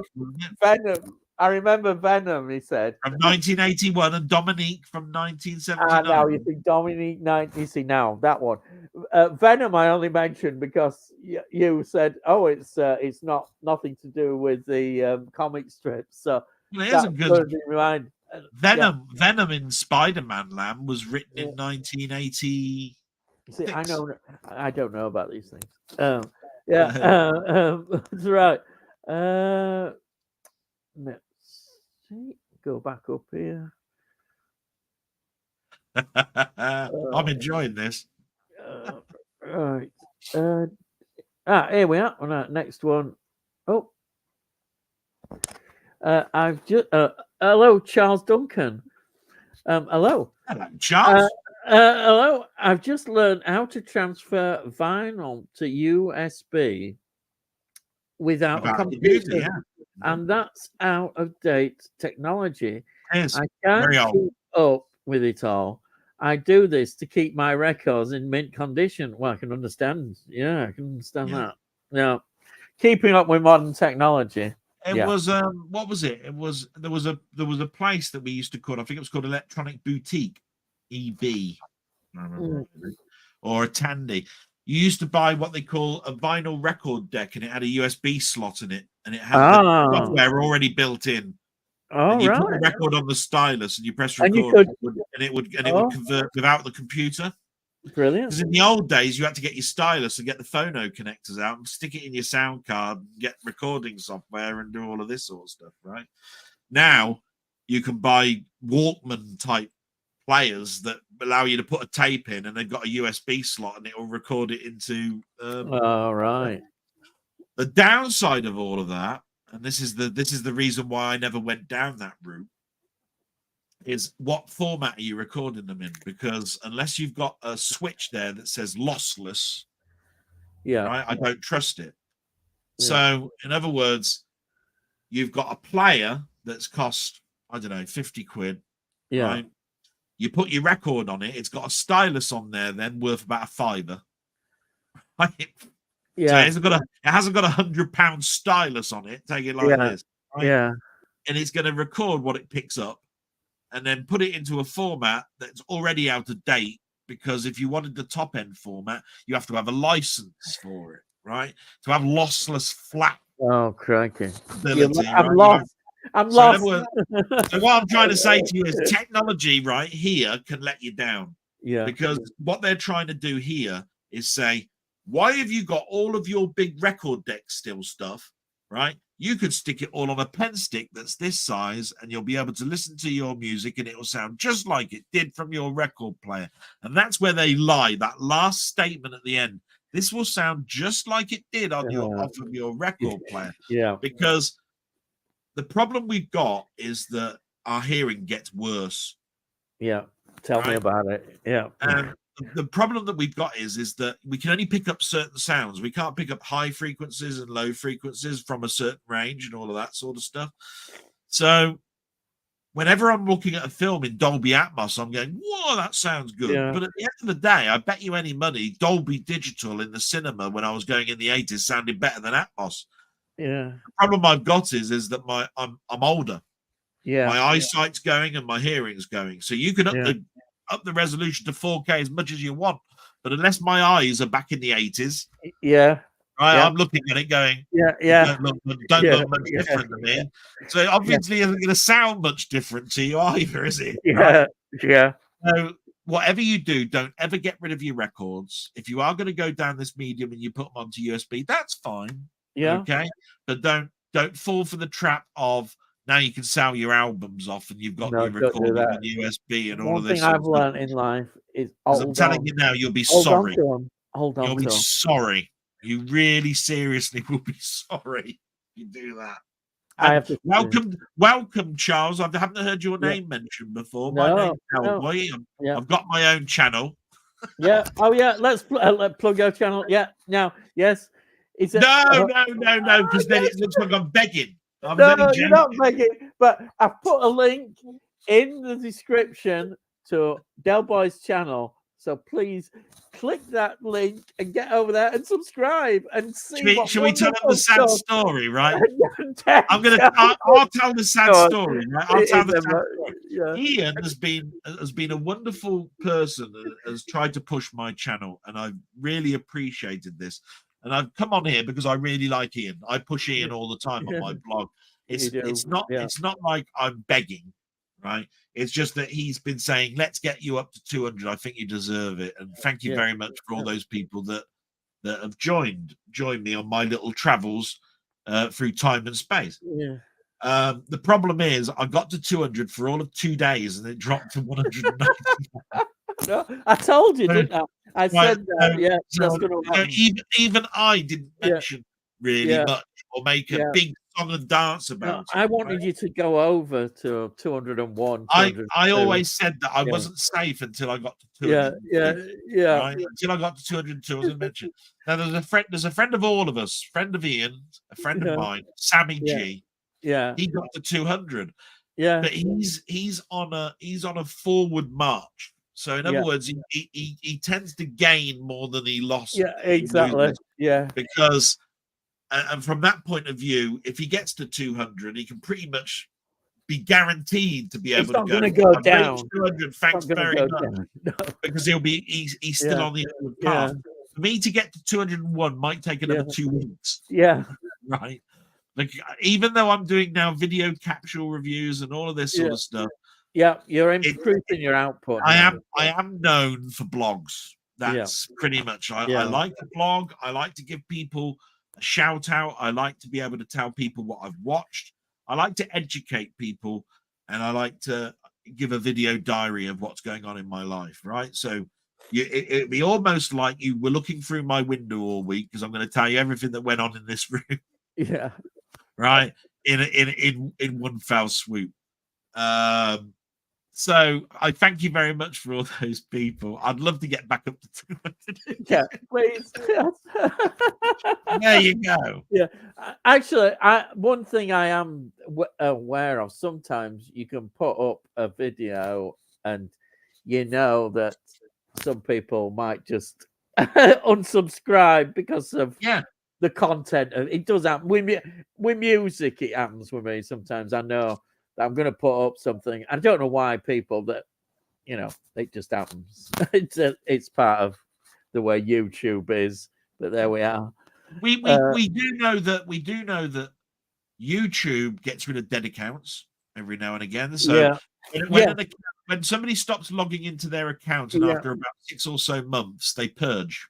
Right? Yeah. And they do send an email out to the person saying, look, if you're not going to be logging into this, you're going to lose it. Yeah. But that could be that one of the people that I lost yesterday was just one that's purely just has died or left or whatever. Right. I also don't know. The other thing about this is that I used to make a joke with Nigel, because he was at 600 or something when I first met Nigel. He's at 900 and something now, right? Which just goes to show you how fast his progression has been. When he got to 600, I said, "Oh, you're at 600, Nigel? Right, where's that unsubscribe button?" And he went, "You bastard!" Right? It's just going to get you down to 5.9. I'll put myself back on tomorrow. Yeah. It was just a laugh and a joke. But what really is interesting to Ian, and this is where I want to address this with Ian, is that I'm happy with where I'm at a little bit, because when I look at the figures of how many people have watched a video of mine, right? I've got 200 subscribers and I've got 150 watches, which means there's only 50 people with my subs that haven't seen it, right? Yeah. If you go to look at somebody like my friend Mainmeister, say he's got 4,500 subs. You'd think that his watch is, how many people watch his video would be in the thousands. It never goes above 500, which means he's got 5% of his subs watching him now. The rest are all doing what? Are they watching or not? Because they can't be, because his watch list would be 5,000, right? So when you're looking at Sammy, and you ever look at see who's watching his videos, if he's got 200 subs now, for him to be healthy, he must get on average 130 views per video that he puts out, right? If it says 70 and 60 and 50, then you have to ask yourself, what's the other 130 doing? Why aren't they watching? So I look at it like that. I'm happy because I think my audience do watch my stuff. Yeah. As long as they're happy, that's all that matters. I do want to grow, and I do want to be out there, and I want people to be educated and have fun. And I don't want to get up every Sunday morning thinking, why am I doing this for just this many people? But I get such a smile on my face when I get to Wednesday or Thursday, because I look at my watching and I see that 140 people watch that. Yeah. And that also, remember that your videos are 2 hours long, aren't they? So 2.5 hours long, they are generally. Somebody to watch that is quite a big chunk of time.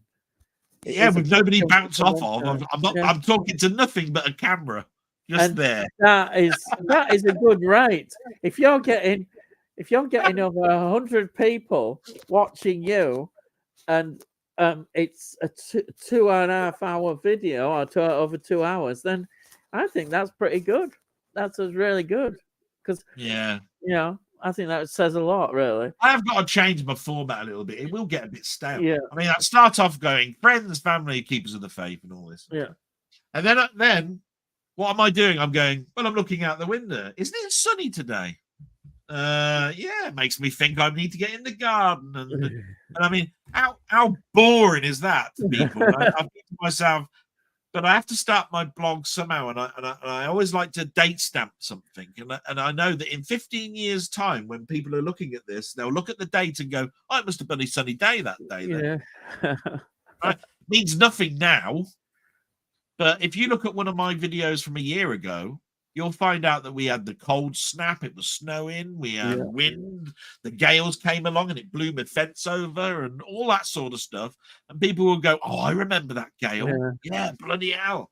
I had such problems with it." You've got to remember that it's every video you do is going to be somebody's first watch. Yeah, it's a good point. Yeah. You know what I mean? Yeah. So you can't go too far down the road. No. My blog is a warts and all. Yeah. I've said that from the beginning. That's how it should be. That's the best way. If I'm feeling sad, it's going to be a sad video to watch. Yeah. Right? If I'm in a happy place, it's going to be a happy video. If you watch over the year, you'll see me in pits and troughs. You'll see me happy and sad, and you'll see when I'm not happy, that I don't care about my appearance. I'll be unshaven. I won't care about whether I've washed my hair. I'll have the same clothes on. Couldn't give a shit, right? And then when I'm jubilant, all of a sudden, look, I've got my hair looking different. I've got all this sort of stuff, and I'm going, hey, that's because I'm feeling happy again and everything, right? It's almost like a psychological watch. I want people to understand that you're going on a journey with me. Yeah. You're going to see me at my high, and you're going to see me at my low. What makes me tick? That's it. Rant over. Right. Right. Funny story. Yeah, you bastards. Yeah, you bastards. I'm still at 199. Come on. You never know. Physical Media Live. For some reason, I don't like Simon Pegg and Nick Frost. Yeah, I can understand people might not. Worst film they ever did for me was Paul, that alien Paul. Oh yeah, that's okay. It's just didn't like it at all. Yeah, but it was awful. Tony Hawk, I like. This is Physical Media Live. Tony Hawk, I like Simon Pegg, not Nick Frost, as Simon was in Star Trek movie. Oh yeah, of course he was in Star Trek films, wasn't he? Yeah, but Simon Nick Frost has been in things like Harry Potter, hasn't he? Or some fantasy. It might not be Harry Potter, but what I'm saying is it could be the Peregrine film or something, or whatever. You know, Professor Potts or whatever. What I'm saying is Nick Frost actually suits those types of characters. He's quite a portly gentleman with a beard, so therefore he looks Middle-earth. Oh yeah, Simon Pegg. He could almost be Scott. I thought it was weird that he was going to be Scotty. I thought he cannot play Scotty. He cannot play. I think Simon Pegg is capable of doing very straight roles as well. Yeah, which is it says a lot about him as an actor, which is good. To be fair, I didn't mind him playing Scotty. Thought he did a good job of it. Yeah, he did. Yeah, I agree. Physical Media Live, Tony Hawk, beam me up, please. Yes. Don't we all say that every day? The engines cannot take it, Captain. I'm sorry, that's not very good Scottish voices. Hey, by God, engines can't take it, lad. Yeah, that might do it.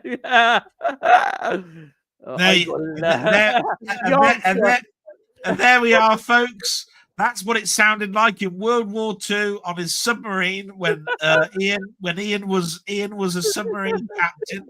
That's the sort of language that was coming out. It weren't the engines cannot take it, Captain. It was these engines are having a really great time. Ireland. Tony Hawk, enjoy some blood wine. Oh, bloodline sounds a bit Dracula. Blood wine, that's Klingon, isn't it? Yeah. Physical Media Live. I think I'll stick to coffee. Oh well, yeah, I don't blame you. I'm. Do you know what? I still, for the last year, I haven't bought a Costa coffee. I haven't been in. I haven't bought a frothy coffee or anything like that. Even though I've gone back to work and the COVID thing has all died down, I still go into work and I make myself a coffee instant, right? With milk and that.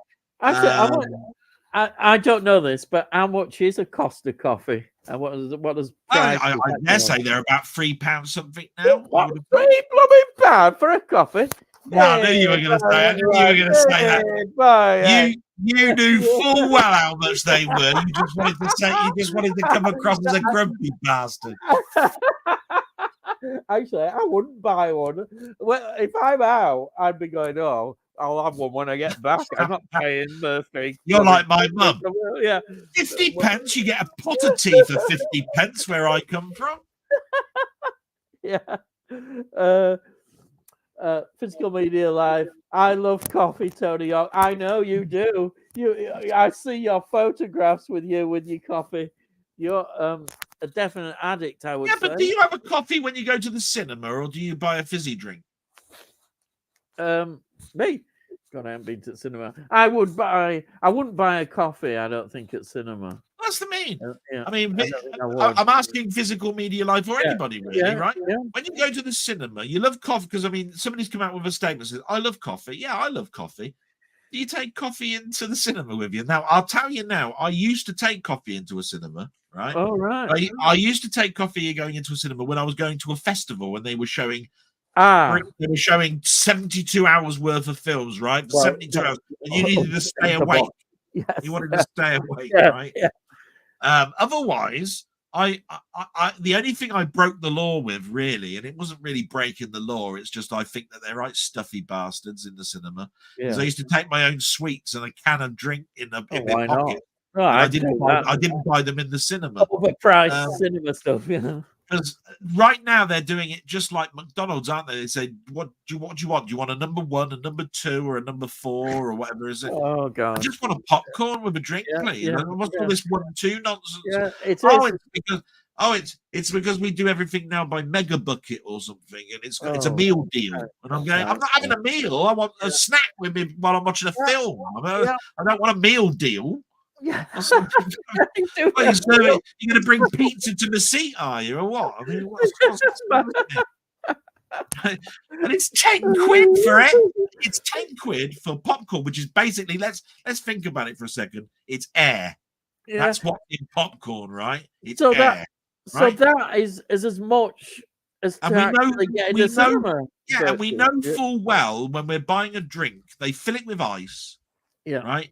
And we know it's carbonated water with syrup because we bought Soda Stream since the 70s, right? Yeah. Whoever remembers Soda Stream, and you can still buy a Soda Stream now, I think, from Sainsbury's. You used to be able to make your own Coca-Cola with a gas cylinder and a bottle, and you poured syrup into it. So at the end of the day, you've given £10 for a bit of syrup, water, ice, and air. And that's what pisses me off. Yeah. You're being ripped. I'm telling you now, the ingredients all put together don't come to 50 pence. No. And you got a tenner out of me. Yeah. Bastards. Anyhow, Physical Media Live. I own Thor, Love and Thunder, paid full price, never watched it. Well, and I think a lot of people are like that. Yeah. Tony York. Yes, Del. Trevor Eve plays Jonathan Harker. Frank Langella is Dracula, directed by John Badham. Laurence Olivier as Van Helsing. Wow. Also with Donald Pleasance. Who gets everywhere. Small role for Sylvester McCoy. Wow. Yeah. Some names there. It makes the film even more intriguing for me to. You can get it on Blu-ray, and I think it's just over a tenner, and I keep meaning to get it. I've got it on DVD. Yeah. Sounds worth getting. Yeah, sounds really worth getting that. Honestly, it's got John Williams did the score. right? John. Yeah. The one thing I remember. John Williams. The Yeah. one thing I remember about that film is not only that it's set on a boat at the end, is the Yeah. score. The score was gorgeous. It was Yeah. always was a good score. Oh, right. Physical Media Life. I remember years ago, Virgin had a channel, but got took over and became rubbish. Oh, I think that's when we were talking about Freeview, wasn't it? It was that. Yeah. I think. Yeah. Yeah. I hadn't seen Freeview for years, I must admit. Well, it's built into all your Yeah. telly. You just put I an aerial know. on the back. That's what I mean. I don't watch. But What happened to your aerial then? yeah, the only stuff I watch. No, but what has happened to your aerial? Do you actually still have an aerial? Yeah, I mean, it's all Wi-Fi, isn't it, that we use? I think there is. Yeah, I think there is still an aerial in there. Yeah, I think there is. Get an extension lead, stick it in the back one day. See what happens. Yeah. Yeah. But I don't. Your aerial cost you about 20 quid. You tight-fisted devil! You just want things free off of Wi-Fi, don't you? That's what you are. I've never known someone would be. Do you reuse sugar or something? Is that what you do in life? Oh yeah, of course. Do you use the tea bag 4 times before Oh you yeah, chuck you it out? got me hanging tea bags up as a student. Yeah, I'm gonna try them out. Use that tomorrow. Yeah. There's another good 2 mugs out of that one. I'm having that. Imagine your house, Jesus. Good, yes. Yeah. You tight-fisted devil. Anyway, I nearly let slip though, because you obviously think I don't watch any telly, but there is one program which is I'm not ashamed about it, but I watch it, and nobody else will probably burst out laughing. Is Bargain Hunt. I love Bargain Hunt. I know. I'm sorry. It's just one of those programs. Oh, I just love it. I get educated about stuff and all sorts, and I love it. It's just good fun. It's one of those programs that you just sit and watch it, and you don't have to think, but it's enjoyable. I can't stand all that cash in the attic bollocks. Oh, and it's like that. It's like the Antiques Roadshow. The only reason I like the Antiques Roadshow is that the people that go on the Antiques Roadshow, you know full well that they think that they've got something worth an awful lot of money. I like the look on their faces. Right. When I like the look on their faces. I said, I've got this piece because they go up to the presenters and they go, look, I don't think it's worth anything, but I've had this in my life for years and years and years. It's been passed down to me. And I'd really like to know what your opinion is. And you know full well, right, that they've had this ugly thing since about 1950, right? And they really want to hear him turn around and say, oh, you got a couple of grand there. Absolutely. I only like it when he turns around and says, do you know what? Get that car boot sale for 50p, love. Not worth anything. Yeah, I love that. It is worth it. I tell you what, that'll end up on the skip. It won't be in the back of the car if he turns around and said it's only worth a £5. I love it. The greed look on people's faces when they really think, and I like it if somebody sort of messes them about a bit, and sort of says, "Oh yeah, this it could be really good," this one. I'm sure there were only so many made, and everybody's getting all excited, and it's worth about 50 pence. What? Oh dear. So yeah, let's see. Next one. Oh wait, sorry, I've jumped there. Oh, it's moved on. Oh, I do remember it now. Oliver Reed, Susan George, Klaus Kinski, yeah, Venom. Oh, Oliver Reed. I mean, I'm definitely collecting a lot of Oliver Reed. I think my favorite is Venom. Oliver Reed. I remember that film now. What? And Susan George.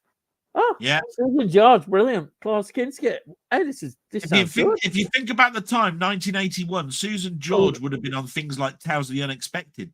She was. Oh, I love her. And the Hammer one that I've done recently. Well, that's a good period of time. That Venom. I remember that film now. Yeah. You know that sounds interesting. I couldn't think of it at the time. I was going Venom. Yeah, but I mean, just those 3 names: Oliver Reed, Susan George, and Klaus Kinski make it immediately appealing. They do. Yeah. Right. See, next one. I have a problem with collecting. Still trying to figure it out. Nostalgia doesn't help. No, nostalgia gets in the way of a lot of things. Yeah. Yeah. I kept my childhood consoles. Couldn't get rid of the Sega. There you He's are. dating it. Yeah. He's dating himself now. He Yeah. says that his childhood console was a Sega. Now, the first Sega console that I remember, I think, was a Master System or an SG 1000, and that would have come out, 80, 85, 86. And if he was a child then, he's probably a child of the 70s, late 70s, I would have thought. Yeah. Now, Just to my age. son, he got into is it that the first Nintendo one? I think one at Nintendo. Well, Nintendo was the Yeah, there was- NES. That was 85, 84. Yeah, because he was Yes. born in 1990.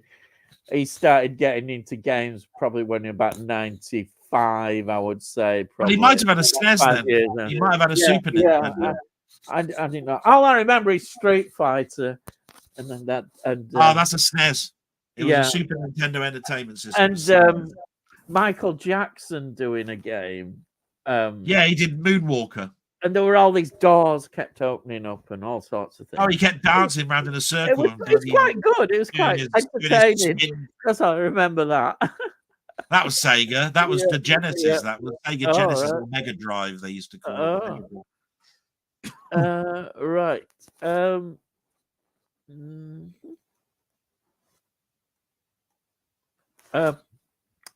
I miss the cars. Don't have CDs or tape cassette in them. I miss that. No. He misses the fact that cars don't have CDs. Oh, right. Yeah. I'm not a driver. I don't really. I don't know whether I miss them. I miss the idea that they're not in there. Yeah. The thing about having tapes and CDs in them, I don't miss the fact that people try and get into your car to nick them. Yeah, that would be a problem. But I suppose that's why you copied them. I suppose. Well, it wasn't about copying them. They took the bloody player. Oh, even worse. What I'm actually getting at is that the very first CD players, you went over a bump and it skipped and all sorts of stuff. Did right? it? A tape got crikey! Tape sometimes got mangled in them, right? Yeah. So there you are pulling all that sort of stuff. With a tape, it was a luxury item that you pressed forward and it found the next track and stopped and played the next track. That was a luxury. Oh, right? I know. Otherwise, you had to guess where the end of the 3 minutes was for the next track. You know? Yeah. Now, all the time, you're taking your eyes off the road. Something that is just coming to my mind. You probably know it. Is at the time of cassettes. There was this big thing, this big cartridge. Do you remember it? And what was it called? 8-track. It could have been. They sold it. They were meant originally, I think, for cars or something, but they failed. They didn't really take off. Cassette. Right. It could have just been before.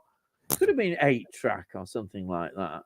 Well, 8-track was a plastic housing cassette. There was this big thing, and you'd put it in, and then it'd move it round again. It'd play a few tracks, and that's 8-track. It's a big. Right. It's a cartridge with a singular loop tape. Yeah. That only had 2 sides. It had a plate, and it basically was mono as well. You know, you did get a stereo version. Yeah. But that's before the modern cassette came out. Yeah, I remember them. Yeah, I remember these 8-tracks. They didn't really take off, did they? They did.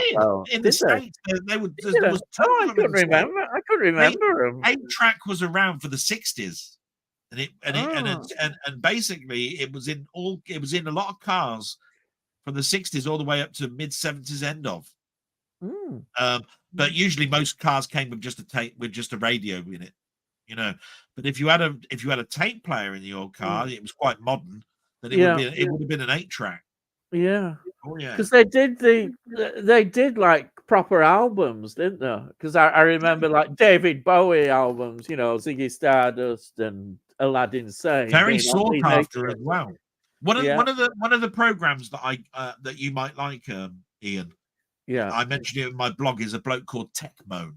Yeah. Now, Tech Moan, his channel used to just be for reviewing dash cams, Oh, but right. he now reviews all hi-fi equipment, right? All Right. hi-fi Yeah. equipment. Yeah. So he's doing things like, do you remember the Fisher Price radio player?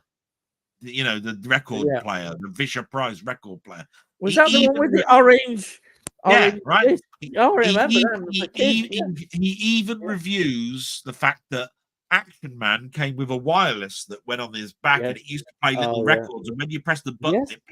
it played just a sample of I remember that. like Yeah. "Get I Over the remember Hill, that. man," Yeah. Yeah. and he played it. I remember that. Those were Yeah. little plastic records Yeah. with an There actual was. stylus in Yeah. there. Amazing He stuff. reviews all of that. He Wow. does all that. I bet they're quite rare now and No, expensive. you can still get them. Mm.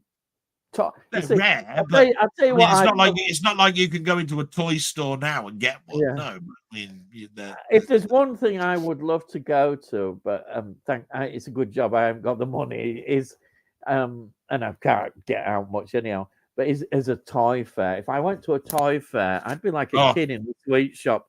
I'd need about £1,000 or more probably with me, because I'd be buying everything. I'd be buying. Oh, I'd be going, oh God, I've got to have that. If I went to a toy fair, I might as well go in a Pickford's van. Yeah. I'd be just putting it all up, put it all on the back, mate. Just put it there. You know what I mean? Oh, I need a lot of money. I need to rob a bank, perhaps rob a bank, and then go to toy fair. That might help. Yeah. Oh dear. So to answer that, I do miss that cars don't have CDs or tapes, but only from a nostalgic point of view. I used to like the idea that you could hear the tape deck whirring around and the clunk when the tape went in, and the CD when it pulled it in, and all of this. The beauty of having something that was in your house, yeah, in your car. But the thing about things now is that my dad always turned around and said, you should never have your music so loud that you can't hear the engine running, right? Because if you miss that noise, if you hear that metal banging noise coming from your car, then that's something that's wrong. And if you play your music too loud, you won't know. You might miss that. Yeah. Probably what it probably is the valves or something's knackered in your car. Yeah. Plus, what about the ambulances and all that sort of stuff? And I used to go, yeah. Trouble is, we want comfort now in our cars. Yeah. So we now want TVs and all sorts of stuff. It's almost like I've got to travel to the shops, but I can't not have my £1,000 stereo that I've got in my house not inside the car, which is the wrong way of looking at it, because it's just supposed to be something for you to listen to on the journey to get you to where you're going. It's not supposed to be your house inside a car. It's daft. It's proper daft. That's what I would say. Daft as brushes. Next question. We always used to listen to Radio Leeds. Hey, when I was young, Peter Leeds. Well, somebody out. There's two of you. Radio Leeds. Hey, Bayek. In the 90s, I listened to Shaggy on cassette. Oh, Christ. Shaggy. Oh, that's it's him. He's got a certain voice sound, hasn't he? And the way he sang in this voice. I wasn't honestly. I must admit, if you look at that interview I did with Nigel, we got to the 90s and listened to music. We all turned around and said, "No, I'm not into drum and bass, electro rap, acid, all that disco. Dance, all that sort of stuff. Shaggy and all of that sort of stuff. That Mr. Bombastic and all of that. No, that's it, Mr. Bombastic. I was a big fan, I have to say. You know, I must admit, I wasn't a club or some dance music. I could get into a bit. It depends. Some electronic stuff.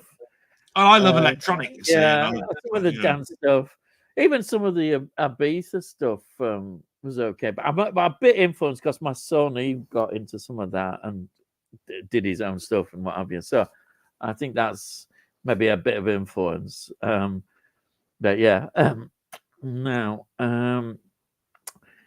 Charles Duncan, I suffer with motion sickness watching computer games. It makes me very ill. I don't know how people can play for hours at a time. Yeah, Yeah, I yeah, know yeah. that's quite a problem. Yeah. It's one of those things where I've heard that mentioned before, and I've heard it Yeah. outside of VR. Yeah. VR is where most people talk about motion Yeah. sickness, Yeah. right? But I think it's more to do with people that are on the borderline of being epilepsy. Yes. Yeah. It's the flickerness. It's the Yeah. Yeah. you're talking about frames per second and things moving along and what Yeah. your eyes picking up. And when on the old TV screens, if you stuck a video camera of TV screen, you saw this line going down. That was the scan line of it drawing the picture. Yeah. Your eyes picking that up at the back of your eyelids and your iris, and basically you're getting yourself feeling sick because that's what you're picking up is that Yeah. frequency that your eyes not Yeah. seeing. So I feel sorry for Yeah. I understand that, Charles. It, It yeah. must be terrible. It's You know? terrible. I'm sorry. That is really bad. Um, I'm the only one in my family who has a massive collection, and I get I called a get hoarder. called There you are. all. It is. It's just it's the common chant that people say to us. You're a hoarder. I have more DVDs than anything. About a third Blu-ray and just a few dozen 4Ks. Well, I think as well. DVDs, when you've actually built up a large collection, why would you always want to change? I mean, you can upgrade, as you say, with Blu-ray, and that's great. And I think it does get to a point, with 4K, where you have to make decisions. Are Yeah, you happy with what you've got? If you're happy with what you've got, then whatever people say about 4K may be an improvement, and maybe it may not be enough to justify the price. And I've noticed, interestingly enough, now I don't know, this is more of a trend that's happening, that 4K, which have gone up now in price to 30 quid sometimes, do not have a Blu-ray in with them. They just have the 4K. There's something going on there. I think people have been ripped off again, and they're yeah, trying it on. Aren't they? They're basically trying it on again. Really, I think it's really bad, and it makes me think. Well, I'm not going to bother that. If the Blu-rays, I'm happy with it, then yeah, I'll get it. Megan is a good example. I was happy with the Blu-ray. Okay, they ripped people off by not telling them that it was going to be put out on a 4K, but I thought, well, I'm happy with Megan. I don't want, I can't afford, whatever price. yeah. I think a lot of people But were we were pissed off just with crossed. Megan, weren't we? Yeah, we were crossed with it, and that's how I feel. Well, I think a lot of people bought the 4K think that they could probably get rid of the Blu-ray, but the trouble is, so many people bought the Blu-ray that basically you couldn't really get rid of your Blu-ray version or the 4K, so you were stuck with both, really. And I'm sure, okay, it may be a little bit better, but is it? I mean, I'm happy with it. I would, it's the way it is, isn't it? It says not everything on Blu-ray is in great quality. That's true, as depending what cameras they used filming the movie. I'm sure that's very true. But it is. As I say, you could probably get a DVD which will actually look better than some Blu-rays, which seems ridiculous. But this, I think DVD on some areas has got a bad rap.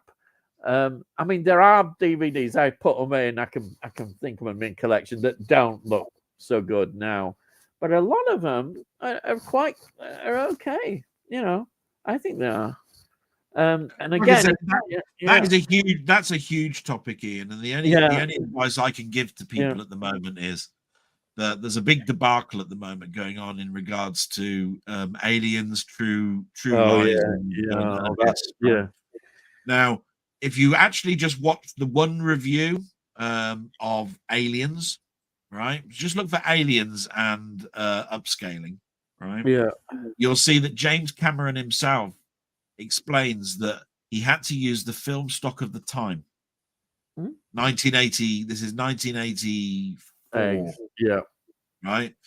and this was at a time where Kodak, who supplied all film stock, were utilizing old type stock, wiping old film and putting using it again, and you couldn't get the quality stock, for every film. So depending on your budget, it was hit and miss what film stock you got. And therefore, if you didn't light your shot well enough, you got grain. You'll always have grain. There's nothing you can do about grain. Grain's everywhere. Your eye's picking it up now. It filters it out, right?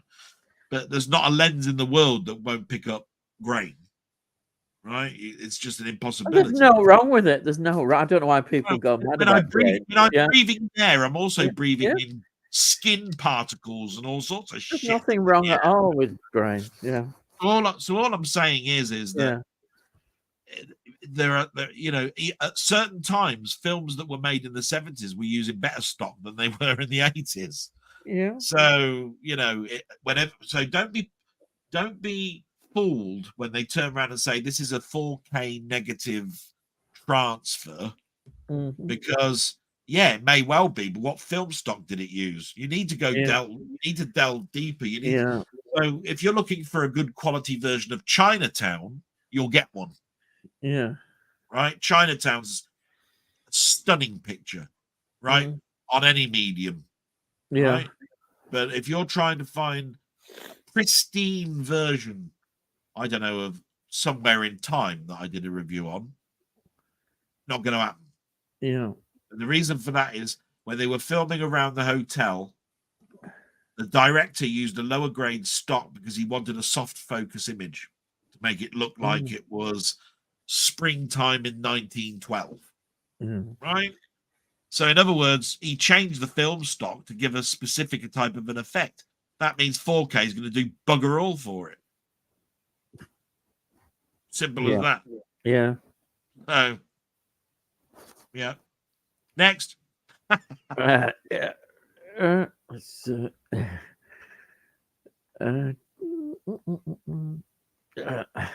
I think we better get going through these. There's a lot still.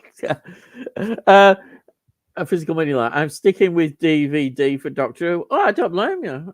I know I collect. It's my one sort of weakness and passion. Is I'll get all those special collector's editions, but I won't get rid of. There's no way I'm going to get rid of my Doctor Who DVDs. I like my Doctor Who DVDs. Yeah, that's just. But you didn't mind getting rid of the videotapes.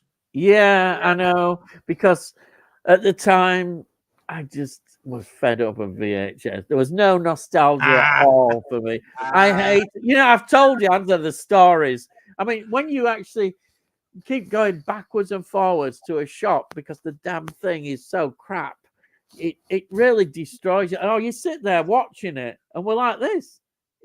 Any minute you was waiting for something to go wrong and alt screen. It got to that point. So I cheered like hell. My story. It was like a road to Damascus kind of the revelation. Crikey, DVDs. Wow, these are the future. As soon as I watched them, first time I saw a DVD, I knew they were the future. And so, yes, I did get rid of the Doctor Who ones. And I have to say, I don't regret it, but the artwork was great on a lot of them. It's same with Blake 7. I had all of Blake 7, and there were some really nice artwork with them, but I got rid of them. And I don't want to piss on your flames though a little bit, Ian, but you do know that they master these things on DVD, and that there are also defects on DVDs, and that you could be watching it and not realize that actually the audio's recorded wrong, or it's out of sync, or whatever. And that you only know in the same way that you did when you were watching a videotape. So I'm sorry to say you've got the same problems, and you haven't got rid of anything with the DVD. But I've sat there. I can sit and relax, and the accuracy is more. 99% of the time, DVDs do stick. There are sticking DVDs, isn't there? Sometimes all they need is just a quick wipe or what have you, No, but if they're mastered wrong. Yeah, Me and Denny are always talking about. Did you know that this disc was recalled? And I went, no, I didn't know that this disc was recalled. He said, oh yeah, because it was mastered wrong. Everybody complained you needed to take the disc out. I said, I didn't get the email about this. And he said, oh, so you probably got the knackered disc then. You won't get them. Yeah, that'll right. teach you not to play them. That'll teach you. I know what I mean. So how am I supposed to get through 1,030 hours of bloody video to find out that one disc was knackered? I know it's what you can't do anything. It's one of those things, unfortunately. So it's not quite as good as what you're saying. Yeah. When it but it is generally. It is honestly. I think that, as I still say, and I still maintain, that when I first started buying VHS, the quality was great, but the more they were mass produced, the quality of the tapes went down and they became worse. They did. It to me, it is a fact, because we'd be there watching them, buying them. You're wrong. The actual your actual videotape player had 12 heads by the time that the DVD player had 12 heads on it. Yeah, I'm sorry. Every blooming thing. Yeah, but before DVD, there was Laserdiscs. Oh yeah, I know Laserdiscs. I love it. Now, if Laserdiscs, I'd have known more about them, and I'd have been into Laserdiscs straight away. I've still got my Laserdisc player. Yeah, I know you have. I've still got my Laserdisc. And people still collect Laserdiscs. Yeah. They were. I'd rather have. I wish they'd have been the ones that the. I don't know. I can't go into that. They were analog anyway. They weren't digital. DVD was the first digital medium. To me, it's a lot of nostalgia, but a good one. I think that I still love DVD. You know. Yeah. Tony, I saw today they're doing a 4K 50th anniversary release of the Italian Job in June. Oh. Get it, as I've never owned it, just seen it on TV. Do you know, I'm exactly the same. I haven't got a copy. I haven't got any copy. I ordered that as soon as I saw it went up for pre-order, and it was 2 months ago. Do you know, I might very well be tempted myself on that. I'm not sure if it's Arrow. It's definitely one of the boutique labels. It's one of those ones. It's definitely one of those $39.99 jobs. You know what I mean? It comes in a sort of is it that price? You see that as immediately. I just want a standard version. It's because it's the 55th anniversary, though. That's why they're doing that. You see? Wow. It's funny because I haven't even had it on DVD. In a way, like Tony, I've watched it on TV and never kind of got it into the collection. It's just passed me by. There might be a standard 4K. I hope so. It's just I do know that when I saw it, it was a deluxe packaging one, and I ordered it immediately. I ordered it immediately. So some films do get that, don't they? They'll get the luxury one, and they will get a standard one. That's what I want. Yeah. Physical Media Life. Do you have to watch the Cornetto collection in order? No. You can just watch it how you want. Yeah. Separate films, basically. If you want. Those two foreign films I saw are both new. Here we are. The Patagonia one sounds like a Western, but set in Chile or Argentina. Interesting. Yeah. European Western. Yeah. The Danish one is about an ex-soldier based on a real-life person who, in retirement, tries to start a settlement in a remote area of northern Denmark and comes into conflict with a local landowner. That sounds fascinating as well. A Danish film. That's the 1900 one. Yeah, that must be. Yeah. And then Del, I thought you had the same subs as Mr. Beast. No, I wish. Yeah. A while ago, I would have had no idea who Mr. Beast was, but then my son informed me who Mr. Beast was, and then I got it. So, Yeah. I bet some evil bastard was jealous of Yeah. Delboy 200 and unsubscribed just to be awkward. Yes, it happens. It does happen. I'm afraid. Yes. I love both of your videos. Thanks very much, There you are. Jenny. I've been on YouTube 3 years. I used to be a gaming channel, Physical Media Life, but changed my content. Yeah. Yeah, you can adapt it how you want, really. That's the good thing about you. I never wanted to be known as a person that just played games. I wanted to be known. I wanted my channel to be all about sort of like nostalgia retro. So I called my because I like the Twilight Zone. Yeah. Right. I called it the Retro Zone. Yeah. Right. And if you have a look at the description, it says you open my channel with the power of questions. Because it's like in the Twilight Zone, Rod Serling used to say, you open this door with a key of imagination and all that sort of stuff. Right? So with mine, it's all about nostalgia. It's all about anything to do with Evel Knievel, $6 Million Man, Doctor Who, Star Trek. Soundtracks from Jerry Goldsmith, Georges Delarue, John Williams, James Horner, etc., etc., etc. It could be just about everything. Black and white, color, silent, Laurel and Hardy. It just goes on and on and on. And that means it's not just computers from the 80s. And that's why sometimes I get quite upset when I said, well, I don't know much about this computer bollocks that you keep talking about, because I go, well, yeah, but it's only a small part. It is, but you got to remember that when I was a child, if you speak to anybody that talks about their childhood, there'll be one thing that they were fixated on, and it might have for me, it would have been electronic toys. Now it could have been a battery operated Pac-Man console. It could have been Evel Knievel, the wind up with doing the stunts and stuff, or Stretch Armstrong, where you grabbed his arms and stretched him because he had syrup inside him and all sorts of stuff, right?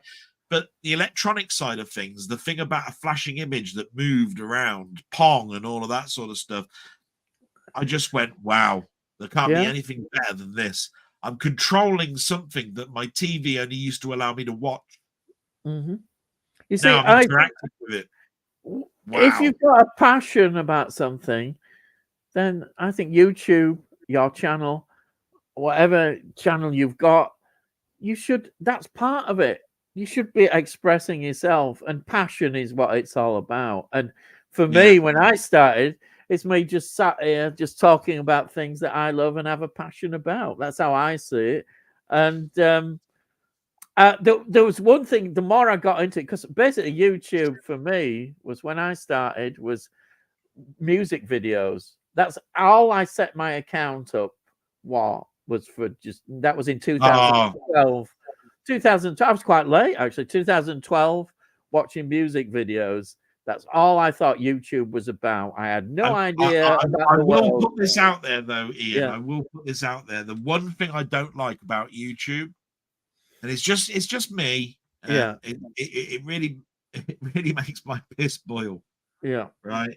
Is when I'm watching some 15 or 20-year-old, right, do a reaction video. Right. And I don't like reaction videos anyway, really. No. But they do a reaction video and they say something along the lines of, now today, boys and girls, and thank you very much for being a Patreon, and please like and subscribe. I'm going to be listening to Elvis for the first time. You what? No chance. Elvis for the first time. You're 20 years old and you've never heard of Elvis. And they go, I've never heard of him. I don't know what he sounds like, and I'm going to listen, right? And they'll play something like Jailhouse Rock or Burning Love or whatever. Everybody. And at the end, they go, wow, what a voice.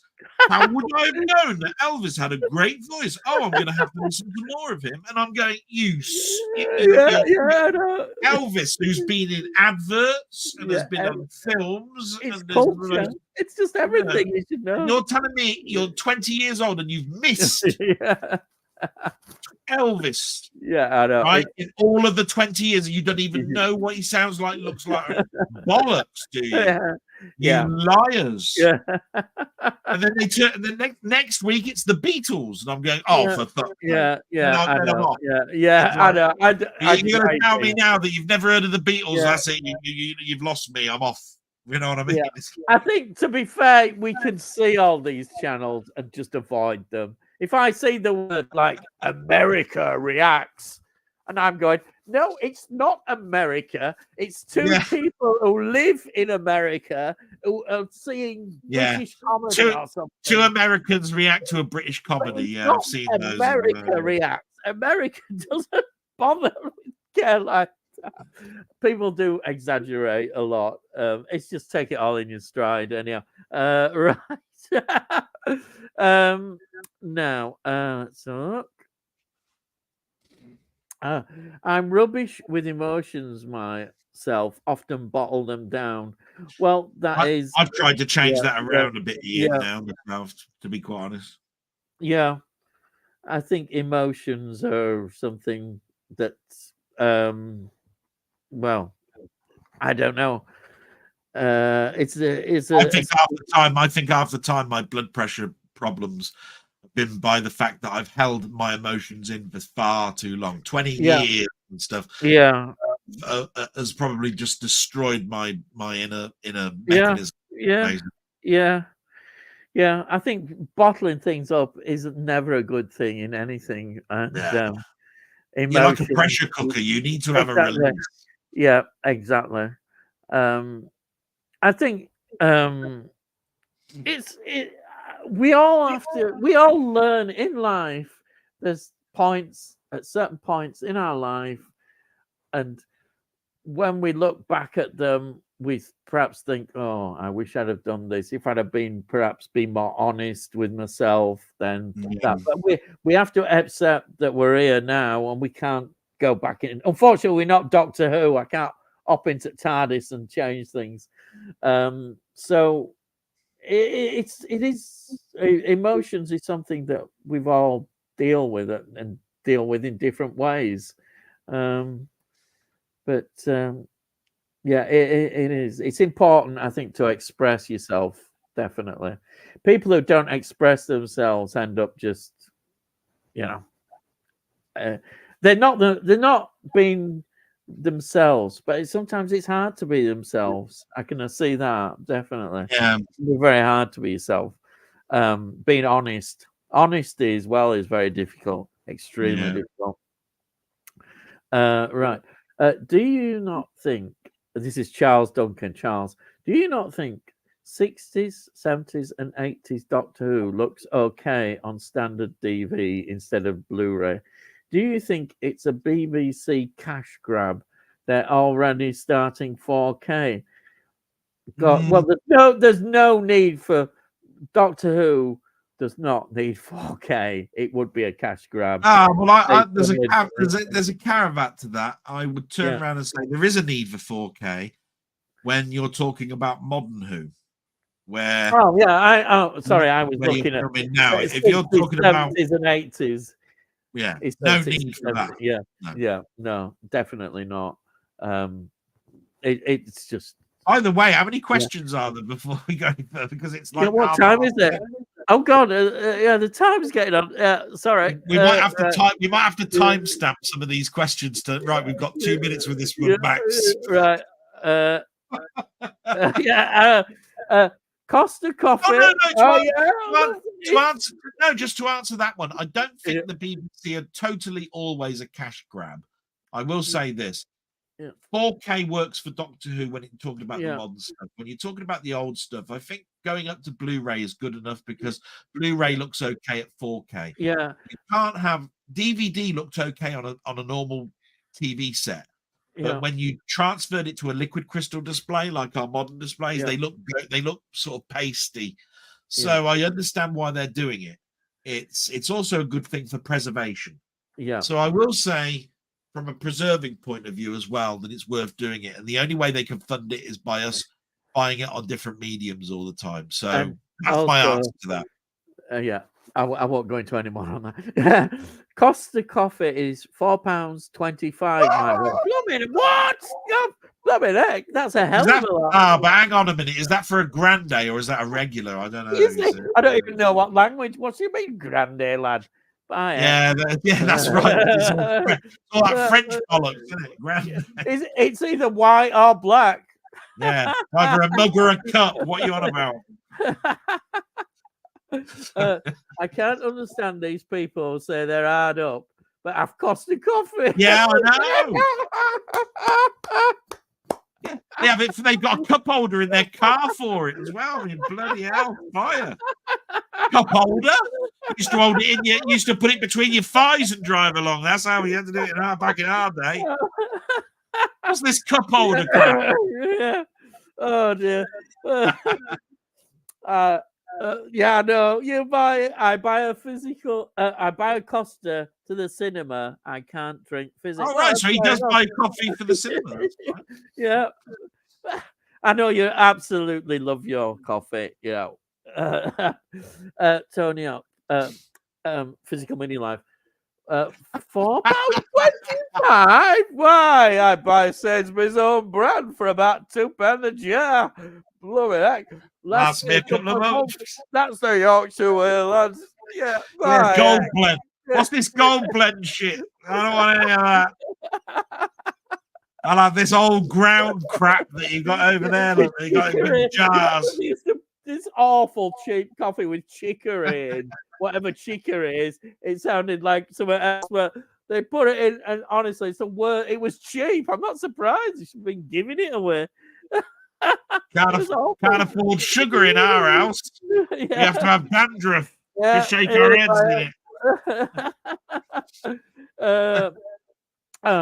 Right. I have to go back up here again. Right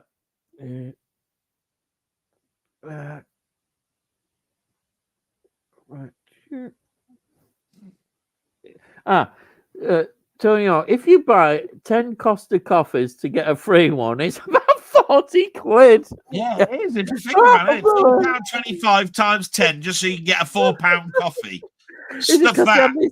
These tokens or something that you build up and they give you a free coffee after you've got. Honestly, does this annoy people? This is what annoys me, right? So every time you go into a Sainsbury's now, it's all about their points. It's like, right, get this app, get it on your phone, scan all your stuff, you get these things, and it will tell you all about. You get the special 20 points or something, right? If you buy a packet of custard creams at 35 pence, whatever, right? And then when you put your shopping through it says scan your Nectar card. It's called Nectar, I think. Anyway, yeah, I've heard of that. Yeah. Right. Yeah. You just spent 40 quid and you got 20 points, and 20 points is like half of a penny. Yeah. Right. To get 4,000 points, which will give you, I don't know, something like 2 quid or something. You have to spend £1,000. Right, and you're wondering to yourself, well, this isn't even worth it as a Christmas stocking thing, right? Where I'm not going to even use my points until Christmas. By the time I get to Christmas, I'll have enough to buy a 12-pack of Coke or something. Thank you, Merry Christmas, Mr. Sainsbury's. Yeah. Oh, Mr. Scrooge. You know what I mean? I'm going. Yeah. I mean, the only way that's going to work is if Nectar is used for petrol, as well as your grocery shopping, as well as your newspapers, as well as everything. Right? Yeah. Right. If you bought everything, right, then it might work out for you, right? Yeah. Might. And it's a possibility, and that's because of fuel prices, right? In other words, my electricity and my phone bill would have to also get Nectar points, right, for me to get anywhere near what I need for Christmas for a meal. Oh, crikey! Yeah, bollocks to that. They sound like all money grabbing bastards. A con. Right. Tony says that's generous of them. Yeah. Yeah, right. Wow, spend 40 quid. We'll give you a coffee. Thanks. Yeah. Do you know what I'll do with that coffee? Throw it all on the floor and say, mop that up. Tony, Yeah. only £40 for a coffee. Yeah. Uh, That's cheap, isn't it? You know, God. hey, it's Denny, Denny. hi, Ian Dell. He's probably gone by now. But he's still Oh, on. bloody Very- hell. Thank you. Oh, Thank well, you for Denny and I joining have got an us. offer for you, which I can either mention here or I can mention it at the Yeah. end of this stream, Ian. But we've got an offer for you. Thank you. Let's get through a few. We'll get through the We questions. might Yeah. let's see if he's got that. Is it next door's wife? I know I got quite to that level. Yeah, bloody please one is. look for a password. You tight bastard. You're probably tying into the post office's Wi-Fi next door. I know you too well now, Ian. I mean, you tight git. Don't go on the roof looking for your aerial like Rod Hull did, yeah? He fell off and died. No, He didn't no. last long. Tea bags sounds like an old mate of mine. That's Denny. Yes. Physical media, Antiques Roadshow, Homes on Diana. I watch on YouTube. Well, you see, there are other people who watch these programs. I just like to see people suffer. I don't like. Yeah. I don't actually watch Homes Under the Hammer, but I know that is popular. It's where people buy some cheap property and do it up and yeah, bollocks to that. money. Yeah, I can't be doing all that DIY stuff. Plumbing heck, who would want to do that?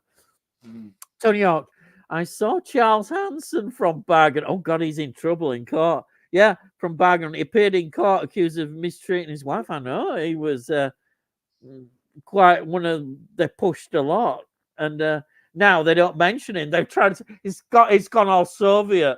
Who? Who's Charles Hanson? Never heard of Charles Hanson. Even the things at the beginning, they tried to get rid of him. Who's he? We never heard of him. Yeah. Trouble is, I don't know whether it's just a media shitstorm, because if you remember rightly, look at Cliff Richard. Oh, yeah. All of a sudden, there was helicopters all over his house and all this sort of shit.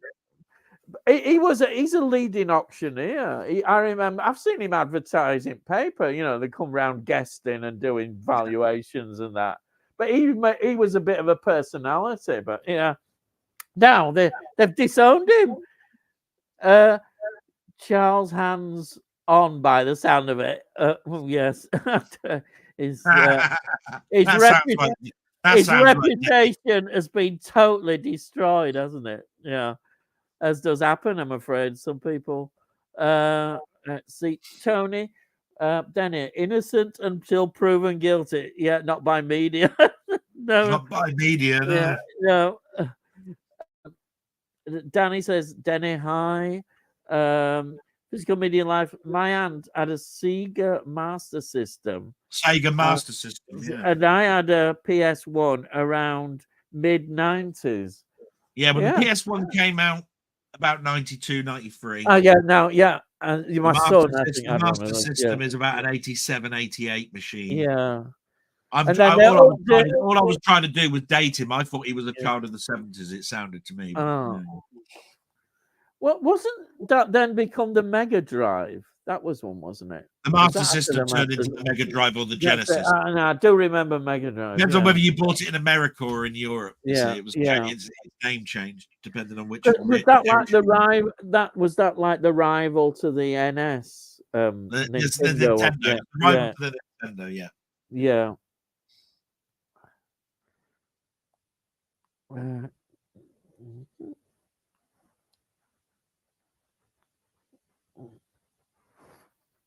Danny, hi.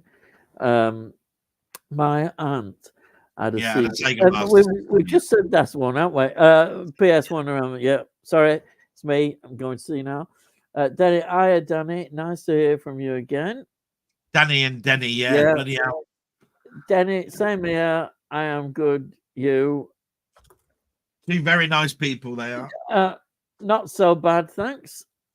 As Denny says that. Tony. I once had a car that you could remove the front of the radio off when you parked up, assuming you remembered. Yeah. That's what you're on about, people taking your tape player. Yeah.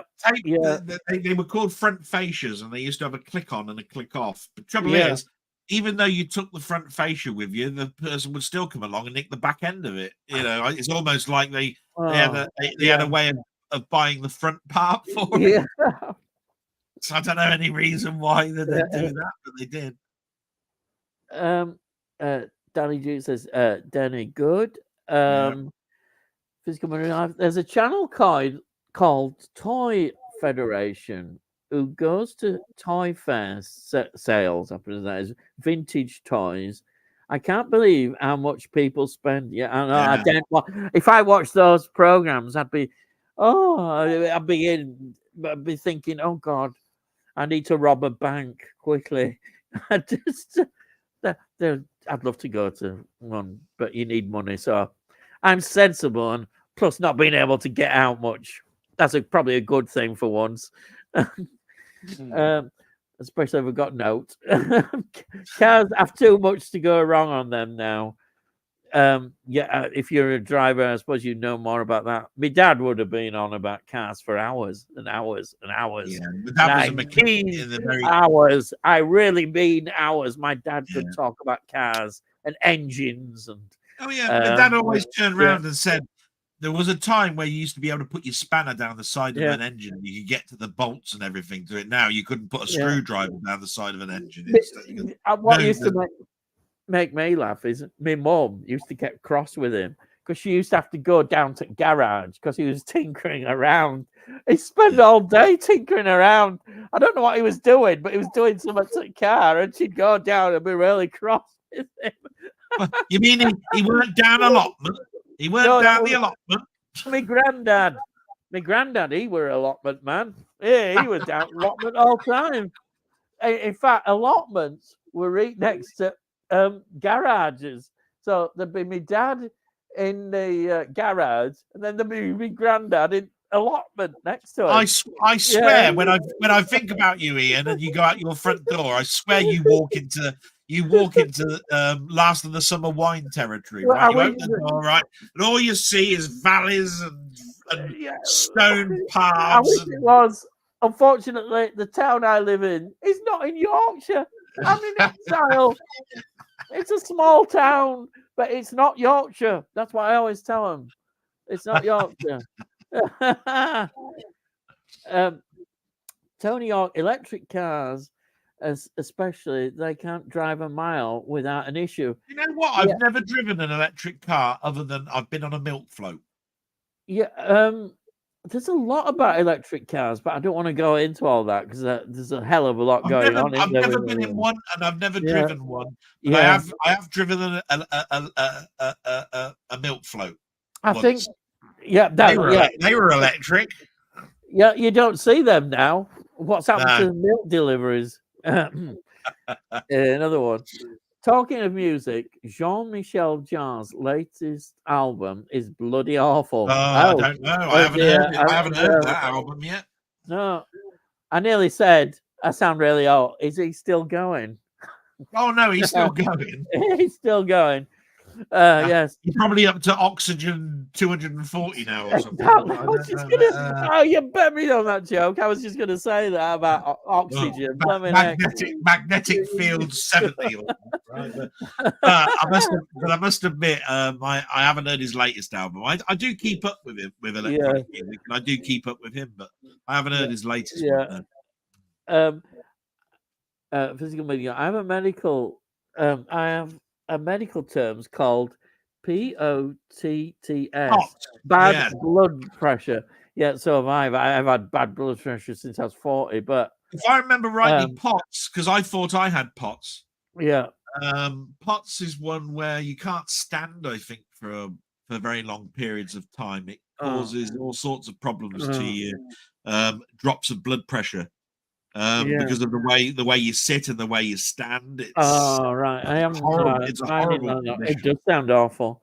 Fortunately, I think you suffer from the shakes as well when you've got. Really? Oh, that sounds awful. Not sure, but I haven't got POTS. Yeah, mine was sorted. To be honest, my blood pressure's quite good. It has been, but I was put in hospital when it happened. It was quite frightening, but they sorted me out, and since medication works, so It's been going for 20 or over 20 odd years. It's been working well. Physical Media Live. There's a guy on YouTube I watch occasionally. Oh, MacMaster, I've heard him. Yes, he has an electric car and hates it. It says he's lost about 40,000 pounds on it. I've heard of that because one of the problems is they can't find anywhere hardly to charge them up if they go on long distances. Or there's only a few chargers available, and everybody's queuing up and waiting hours, and it's a nightmare apparently traveling long distance. If you've got your own charger and you're only just running around town, that's fine. But if you're going on a big long distance, you could be in a lot of trouble with time factors and all sorts of problems because the government and all these people haven't planned it out properly, because everybody's supposedly out the cars, is it 2035 or something, going electric, and there isn't the infrastructure at the moment for that to happen. Anyway, that's what I've heard.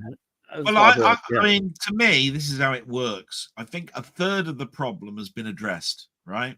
The first thing the government did was they tried to get the petrol stations along motorways, every single petrol station has an electric power junction along the motorways. Right. That's fine if you go motorway driving all the time, right? But the trouble is, we live in an infrastructure where we go along the A roads, and that's where the problem lies. Because even in my town, the car park has now got electronic charging points, right?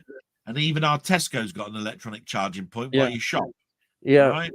But if you go to any of the petrol stations in my town at all, there is not one charging station for it. Only in the car parks and only in the shopping centres do we have charging. And then, of course, you've got your own charger on your drive. Right? Now, if I wanted to then travel to a bit further abroad, say I wanted to go to Coventry or I wanted to go to Oxford, I wouldn't go along the motorways. I'd go along the A roads, right? Because I live along a road that's called the Oxford Road, right? It's because it's the old Oxford Road. Now, the problem I've got therefore is there a petrol station along there that's got a charging point? Because I'm not going on the motorway. So I'm quite with you. I don't think the infrastructure is there quite yet. It's getting better, but until the petrol stations totally are on board with electronic power, and I'm not convinced that an electronic car is going to happen by 2030 or 2035. You know, and it looks like you need more than one or two, because they do take a while to charge up. So you're going to need more of that, definitely. What they expect you to do is when you get to a petrol station is you do what they call a quick charge, right? It's just like your mobile phone. You can actually put it into a sleep mode. When you get there, you plug it in, and it'll do a fast charge for 20 minutes, and then it'll drip to a slow charge. You're supposed to use that to get you to limp home, where you'll then put it onto a long charge. Very good, is it? That's terrible. But it doesn't work, because you got to remember that some people travel from Oxfordshire to London every day, right? Now, that isn't going to work, because when I get from here to London, I need a place where, while I'm working for 8 hours, that thing's charging, so that I then get back home, right? Because it's a 70-mile trip or 80-mile trip or 100-mile trip, whatever it is.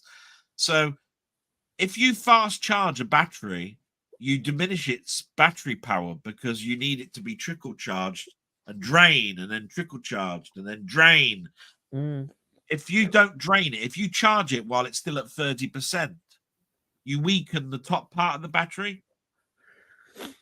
You know, because you're never using the power at the bottom part of the battery. You see what I mean? Because it never gets to it. Right? So we've got to learn a lot about battery technology before we go down this route, and we haven't put enough money in it, I don't think. But there we go. That's the end of mine. Sorry.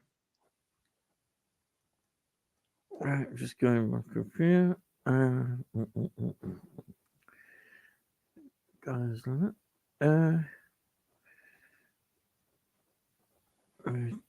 Sorry about this. Tony York was the last one.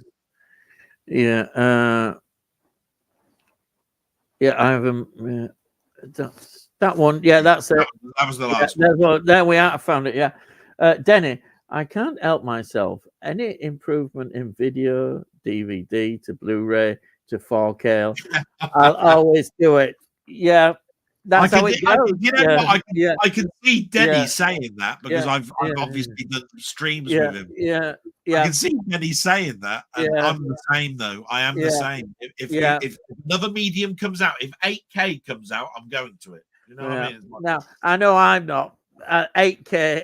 No blooming way. No, that's it now. 4K is my limit. Yes. Tony York, the batteries on electric cars, you can't even recycle. Wow, that's a lot of money. True. Mm-hmm. But just going back to that 8K thing, how are you going to avoid it if your 4K telly breaks and they don't make 4K tellies anymore? You've got to buy an 8K. I'm sorry, you are not going to be able to avoid. Oh, well, 8K. We'll see. The way I am. I'm only giving saying myself... that it depends on whether you're alive still, but I'm hoping that you are. Well, I'm giving myself about 10 years comparing with the rest of the family. Then 8K is going to be around then, isn't it? 10 years, 4K will still be... I'll somehow still manage to get 4K telly by then. Look, they'll have a 4K in your coffin. That's how... Don't forget the next...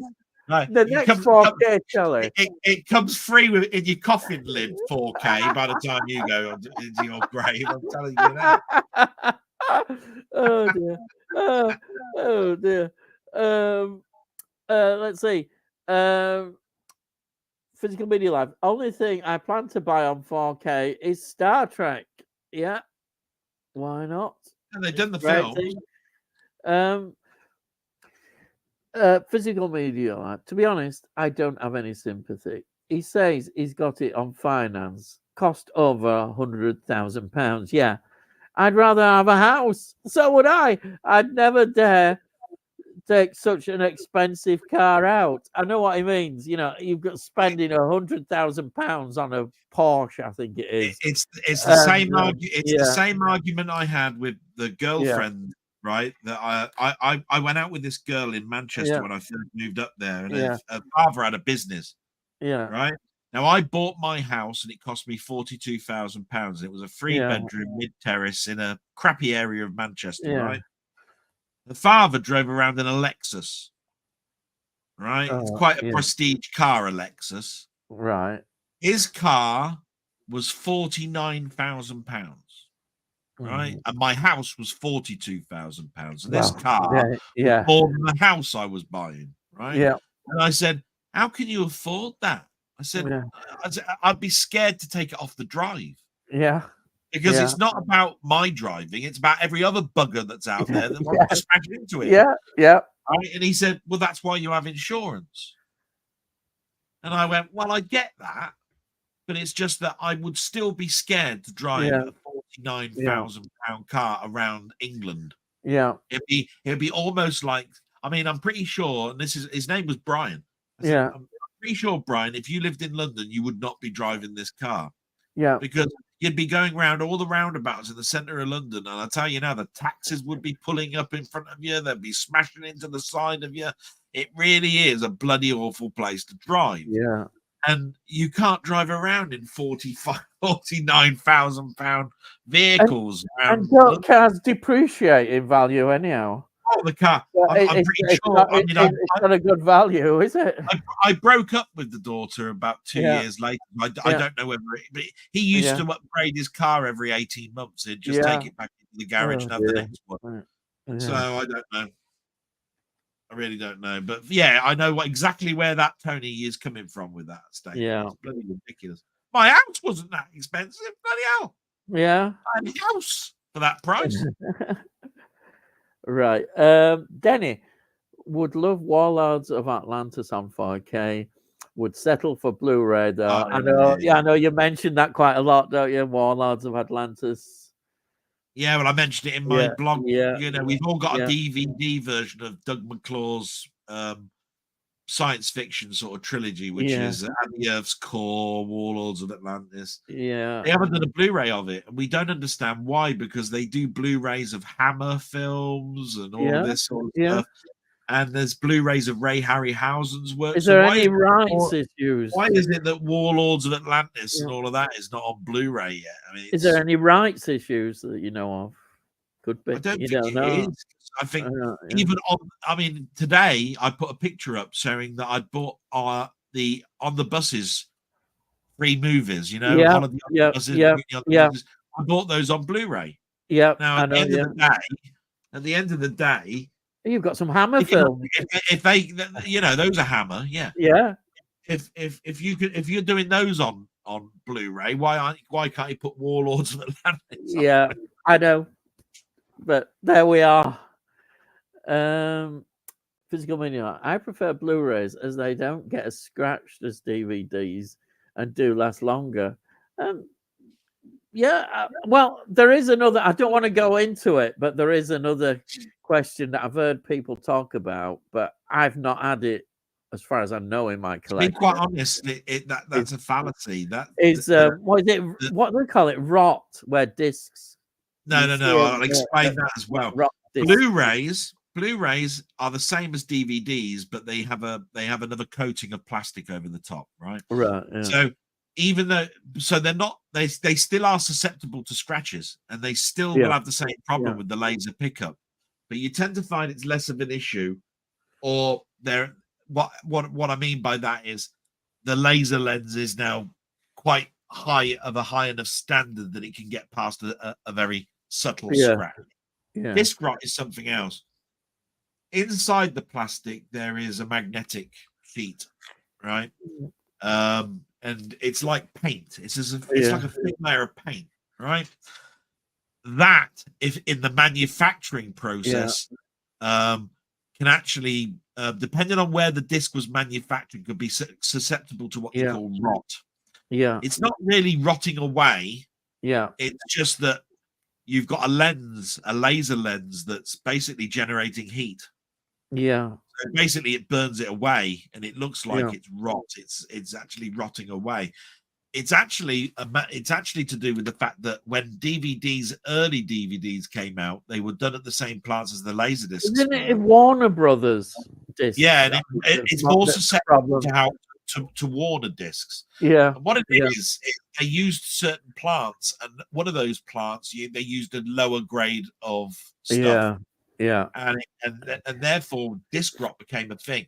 You tend to find it won't happen now, but it's still they still turn around and people still think, oh, I've got a laser disc that's going to rot sometime, and the simple answer to that is everything rots over time.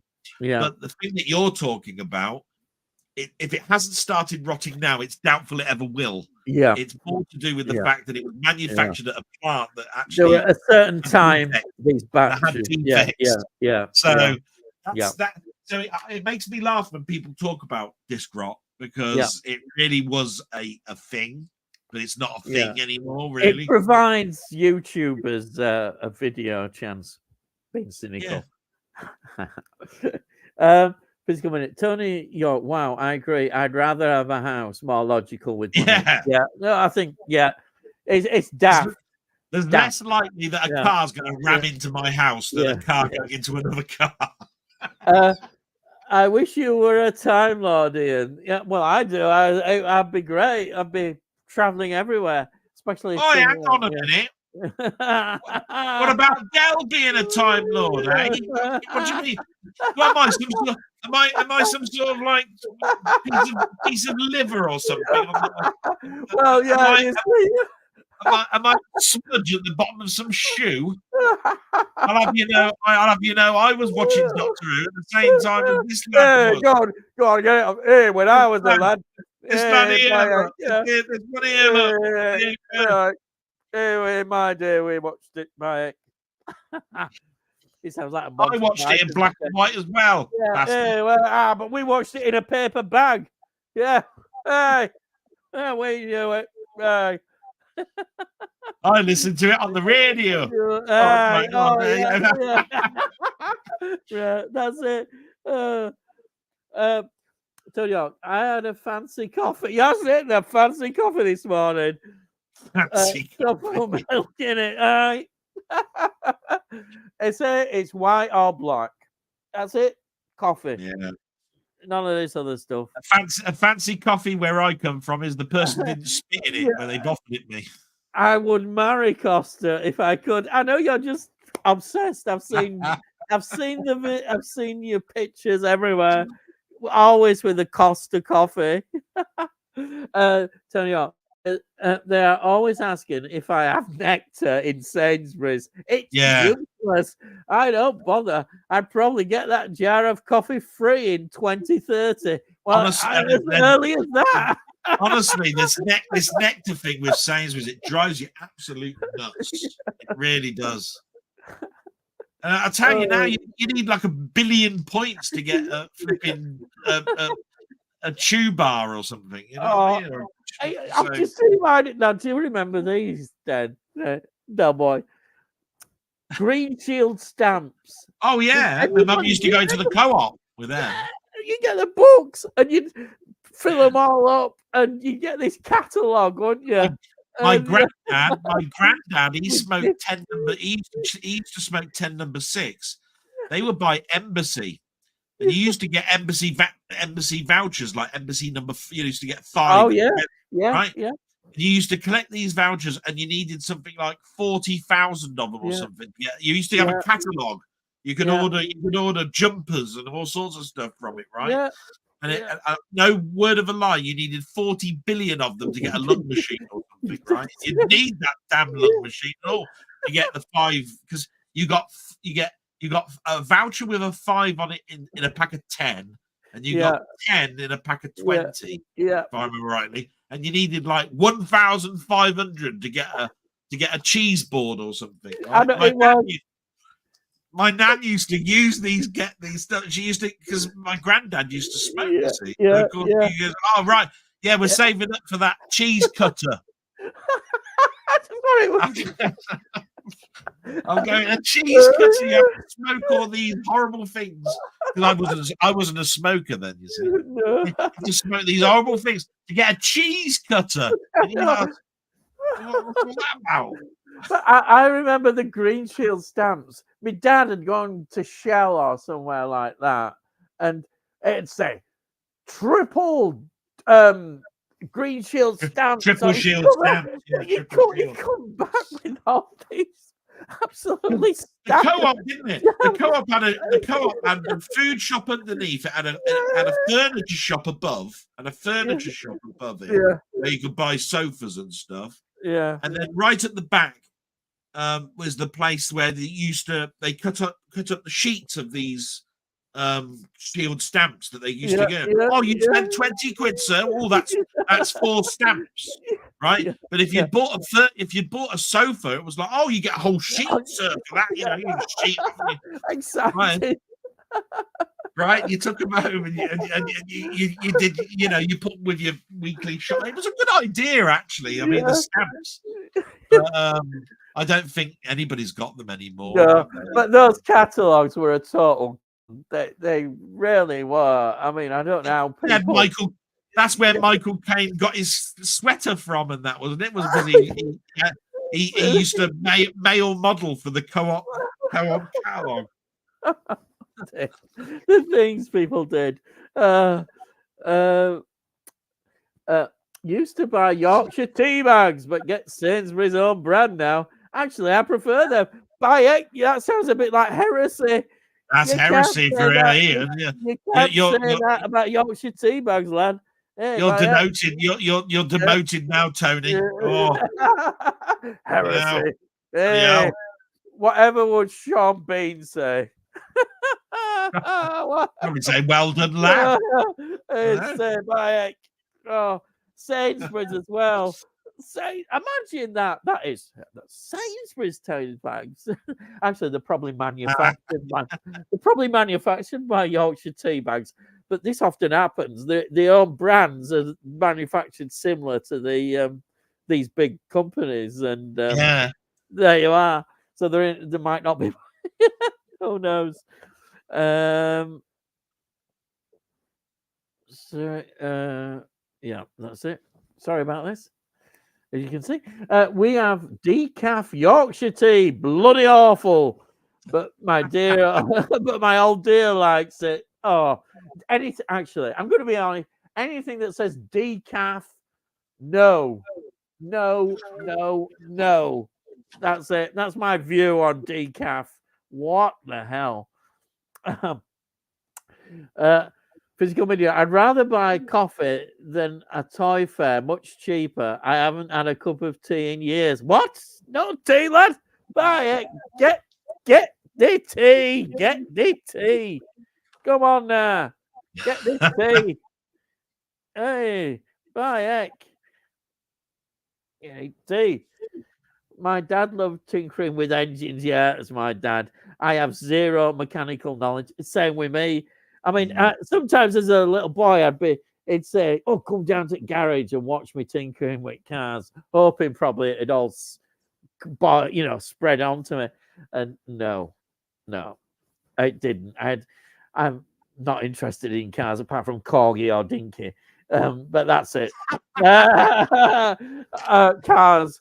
But to be fair to my dad was a great film man. He loved films and his photography. So even though he was into mechanics, I have to thank him a lot for his films and photography and all the home movies and all that stuff. Anyhow, I've always wanted to go to Yorkshire and try the coffee. Hey, well, I don't know. It probably won't taste any different.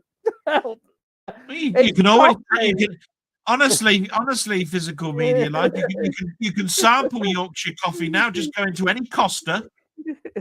They've got Costas in Yorkshire, and they taste exactly the same as the Costa in London. I can tell you that now, because they're Costa. Yeah, it's like a McDonald's. A McDonald's will taste the same. There's no difference wherever you go. You go to Timbuktu if they had one. No,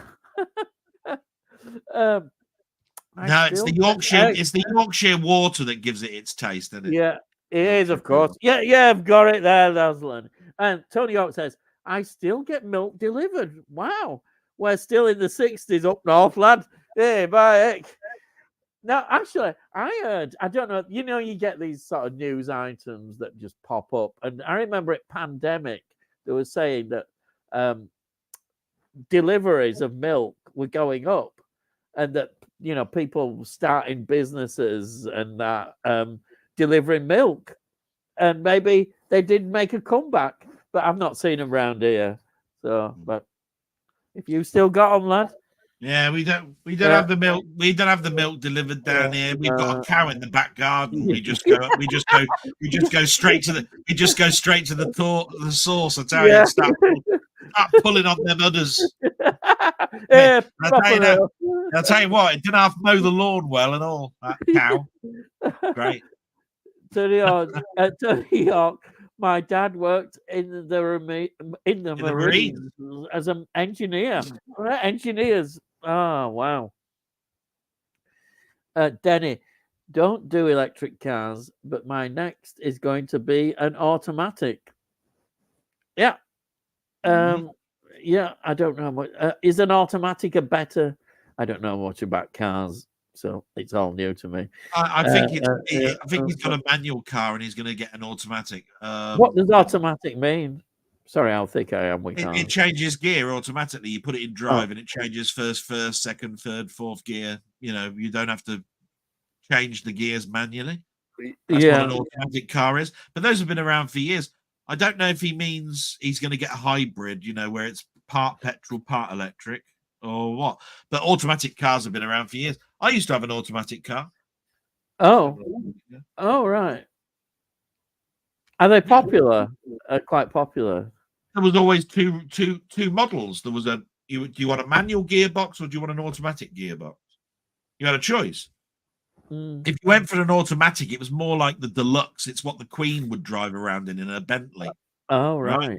You've got the driver He puts his foot down on the accelerator, and the car changes the gears for you. First, second. Oh, right. Yeah. Yeah. Right. Rather That's what than it all does, this.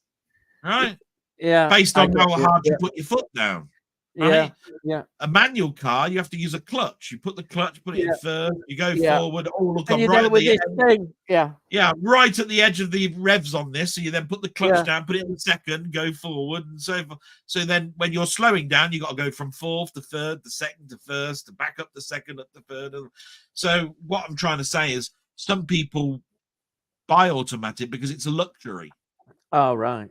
Okay. You know, but at the Yeah. end of the day, if you want a fast car, you don't have an automatic because you'll change gears quicker than the automatic gearbox will do. Right. Oh. You know what I mean? Yep. I mean, you don't see Lewis Hamilton winning a Formula One race in an automatic Formula One car, do you? He's got a manual gearbox, hasn't he? Right. Tony Hawk, Post Media Live. Sounds a good career. My dad wanted to be a mechanic, but never managed it as a job. Well, my dad, he made aeroplane engines. That was ended up in his mechanical thing. He made, like the Harrier jump jets and Concorde, all that sort of era. You wouldn't be able to drive to Yorkshire from London with electric cars, eh? I bet you can't. Yeah, mind you, we don't want. It's London, it's southern lot. We don't want the southern lot. Can't drive from Oxford to you can't drive from Oxford to London in a petrol car, let alone an electric one. Tony Hawk, it was in the 60s. He was a young lad, and he has all the documents for it. Oh yeah, that's about his dad. It seems electric cars are good for use towards towns and cities, but not for long distance. Yeah, this is what they're going on. Yeah, maybe battery life will improve eventually. That's right. I don't think it's more about battery life. I think it's about battery technology. Yeah. At the end of the day, I mean, take it like this. Back in the 80s and the early 90s, I had a Nokia phone and the battery would last 5 days. Yeah. If I go and buy a £2,000 mobile phone from Carphone Warehouse tomorrow, guaranteed the battery will last a day. Now what? Yeah. Now there's something going wrong here because we're supposed to be going forward with technology, right? But we're not. But if you could get longer than a day out of your phone, you're bloody lucky. Because I tell you what, you'd have to go back to the 80s for when you'd be able to do that. And Denny says electric cars are not green. Batteries have to be disposed of, and they're not the cleanest energy. No, they're not. They're not. He's dead right. So all these people saying all this and that, well, they're probably wrong. Think about it. You can only buy batteries from certain plants. Yeah. If those plants are in Taiwan, then how much fuel, how much smoke is coming out of those steamliners that ship these batteries over to England to make these cars? It wouldn't surprise me. And then the plant that they're building these cars from, right? They must get their electric from somewhere. So that electric obviously it comes from a bloody nuclear plant or a coal plant. Yeah, exactly. So, we're not talking. To generate the power to charge the battery, you've got to also think about the fossil fuels that are being used to make the batteries in the first place. Which is what they supposedly want to. Anyhow, we're going on into all that. It's a rant. Physical media. They recently built an electric station for cars up my way. What do you do about traffic jams and battery life? Yeah. Oh, yeah. I want 16K. Oh dear. Hello. Hello, Pugwall. Just popping in to say I always enjoy Ian's reviews, especially his Carry On series. Keep up the good work, chaps. Thank you for popping in. Yeah, thank you. You didn't say hello to me, but hello. Del Ian is only 21 years old. He has handsome looks. Bayek, I think you need to take drink or something. Put your glasses on. You should have got the Specsavers. Yes, that's it. Yep. Tony York says, my dad once told me someone he knew who owned a Lexus was advertised not to take it into certain areas of Bradford. He was advised not to take it into certain areas of Bradford. Yeah, it's probably about right. What's a Lexus? That's what you mentioned, isn't it? Car. Yeah. The rich car. Lexus is like a Bentley. Oh, right. So it's posh. Like a Rolls Royce. We call it posh. It's people posh, that take it like this. Lexus is the upper arm brand of Toyota, where Audi is the upper arm of Volkswagen. Yeah. Oh, right. Yeah. Etc. Right. Yeah. So Lexus is really a posh Toyota. Right. Right. But I'm telling you now, you can't buy an electric Lexus, for less than about £89,000. They don't make one. Yeah. Right. They make an electric car. It's by Lexus, but it'll cost you $90,000 if you want it. Right. All right. Great. Citroen are my favorite brand of cars. I don't know note about them. The French. Citroen French. French. Take it like this. We had the Talbot plant, right? Everybody remembers the Talbot. Talbot Samba, and all of those sort of things. They were a British car. Talbot was bought by Peugeot. Yeah. Which is French. So then it became Peugeot Talbot. And then Peugeot bought Citroen. And it became the Talbot Peugeot Citroen plant. Oh. I know this because my granddad worked for Peugeot. Oh, right. Yeah. I do vaguely remember that name. Sorry. Tony, I think People That Time Forgot gets neglected. Yeah. I've had it on DVD for years. Oh, right. People That Time Forgot. Yeah. That's on Blu-ray, Tony, Denny says. Cheers. Yeah. Denny is dead on. Upgrade there. Del, you're Ian's sidekick. Who's Sarah Jane? Oh dear. I'm going off physical media life. He thinks I'm Jamie. He thinks I've got a kilt on or something. I'm telling you now, I'm the doctor. I'm the doctor, not this lad here. Oh right. Bayek. Nay, lad. He thinks he's the doctor. No. He's an alternative doctor, really. He's somebody who, I'm Alexi Sale doctor, is that? Yeah, that's it. You're an alternative one. You're from another timeline. Get back onto your own timeline, lad. Oh, I'm a multiverse doctor now. Yeah, that's the way I've said it. Get onto your own timeline. Don't start coming in our timeline. That's what I'm thinking, multiverse. I know. Well, it's a good way in it of doing all sorts of excuses for things.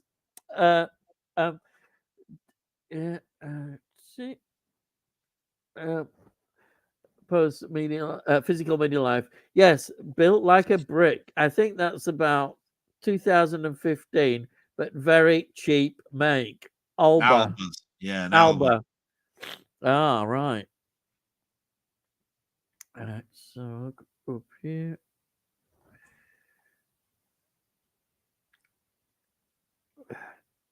The problem is I always go too far. I've gone too far now. Yeah, Tony York at 11:05 you missed. We used to collect Green Shield stamps. I've got it now. It's come up. Yeah, I've got here now. Tony York laughing and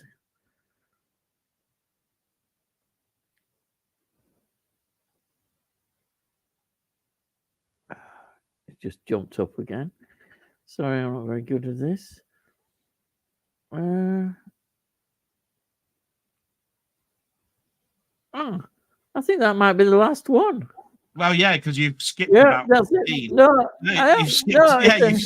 You've skipped about 15. Oh, have I? Oh yeah. Oh yeah. Sorry, I've just seen these. So which one did you say it was? You Sorry. need to go. You need to go to about 11:05 at night. They've all got times next to the next to the. Electric. Oh yeah, I'm seeing it now. Yeah. Oh yeah. Sorry about this. You can see how bad I am with this. So Sort it was of thing. Tony York, and he said we used to collect I Green think. Shield stamps. Oh yes. Yeah, we are. I've got you. This is it. Right, Tony. We used to collect Green Shield stamps religiously. They were useless too, but my dad insisted. Oh, the good old days. Yes, I That's know. true. I mean, my nan Yeah. used to. It's a thing, but Yeah. That's all that nectar points are. Is they're Green Shield stamps. Yeah. That's all nectar points are. Denny, thanks for that. Never knew. I'll look out for it. Yeah, that's about the Blu-ray. Yeah. Dell would be great for the Sainsbury's advert. There you are. Yeah. There you are. You can get on Sainsbury's now. Wow. Tony, was it the factory in Yeadon? Yes, it was. Yeadon, next to Yeadon Airport, Leeds Airport. It was called Yeadon Airport. Now it's called the Leeds Airport. Your dad built aero engines here. Yes, you're spot on there. Brings back all those memories. They used to have kids' parties at Christmas.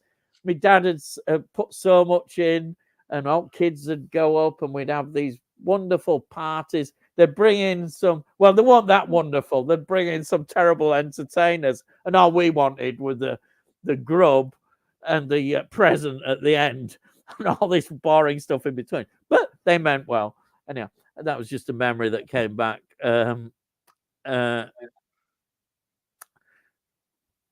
And then I've got, when I get a new phone, they start to charge you separately for the plug. Well, they do. Yeah, you buy an Apple. You buy an Apple. I don't know, an Apple i15 or whatever it is. Yeah. They say thanks very much for that £2,000, Mr. Delboy. Here's your phone. You take it home. They're in a plug in it. I've got to buy that. Yeah, what? I've just spent £2,000. They're going to give you a plug, you tight bastards. Yeah. That's the sort of world we live in. It's like, what? This Tony says, my mobile phone sold. It won't accept most apps. Yeah. My phone's so old, it says, what's an app? Yeah. Oh, yeah. You know. My phone, you make phone calls on it. Yeah. What's a phone call? Does yours make a phone call? Because I'll tell you what, I bet you it's hard to find how to make a phone call on your app, on your bloody phone. Yeah. I press the button that says green, make call. Physical Media Live says, Tony York, is that a phone from the 80s? Yeah. It probably is one of those ones. It's a brick, yeah. Yes, built like a brick. I think it's from 2015, but very cheap make. Not Alba. Yes. Yeah. Alba made phones. But the first phone I ever bought, I think, was 1997. It was a Nokia. Yeah, it really was. It was a 3210 or something like that. I think the first Snake on it. But I tell you what, the only thing you could do on it was send a text message, make a phone call, and play Snake on it. Oh, and the most exciting feature on it was the ringtone going to sound better than the last phone that you bought? Because the last ringtone drove me nuts. I had how far back my phone goes. I think Motorola or something it was called. And it was a very small thing, and all it did virtually was ring up. I don't think it even texted or anything. It was there was Sony Ericsson, Nokia, Motorola, Alba, Nokia.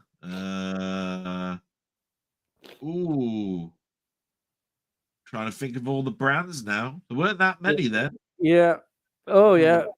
And it was all pay as you go, and you'd pay £1 to top it up with luxury. £1? What a Yeah. pound for that? You could actually, but I mean, there was no such thing as an 18 or 24 month contract. It was every 12. Yeah. Right now, you try if you're going to go for a 12-month contract, you've got some cash. Because I tell you what, you've got to pay that $2,000 off in 12 months. Yeah. So I'm telling you now, you've got bloody money. Yeah. You need 24 months to pay it off. I don't have one of those with mine. I've got one of those, just the card. I bought the phone and the card. It works out cheaper. Yeah. Let's have a look. Tony Hawk, yes. Laugh, yes. Tony Hawk, thought so, Ian. My dad remembered German bombers targeting it in World War II. Yeah, that's true. Yeah, there's a lot of history.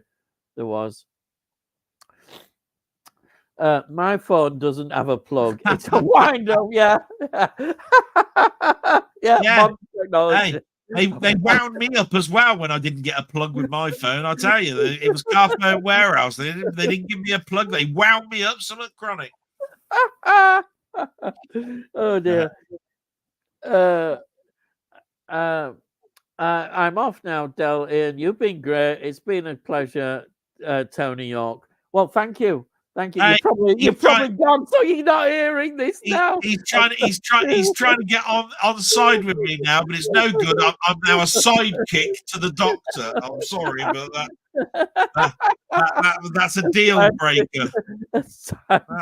Anyhow, thank you for coming on, even though you're not here and I'm waving at thingy. You might watch it again. Yeah. Hello. Bye. Physical Media Live. Good night. That's Tony Hawk says. Tony Hawk didn't get my first phone until about 2006. You know, you're probably similar to me. Yeah, mine was late 90s. Probably. Yeah. But then again, I'd moved house and I moved to Manchester, so I needed to keep in touch with my parents. Yeah. So of course we went down the route of buying a mobile phone because they were expensive. You didn't do it unless Yeah. Tony says, I think it was Virgin's own brand. I still have pay as you go. 1p mobile. It's literally 1p per minute for your OK calls. Richard Branson's big Virgin symbol was on the top of that phone. It was like a red circle with Virgin written at the top.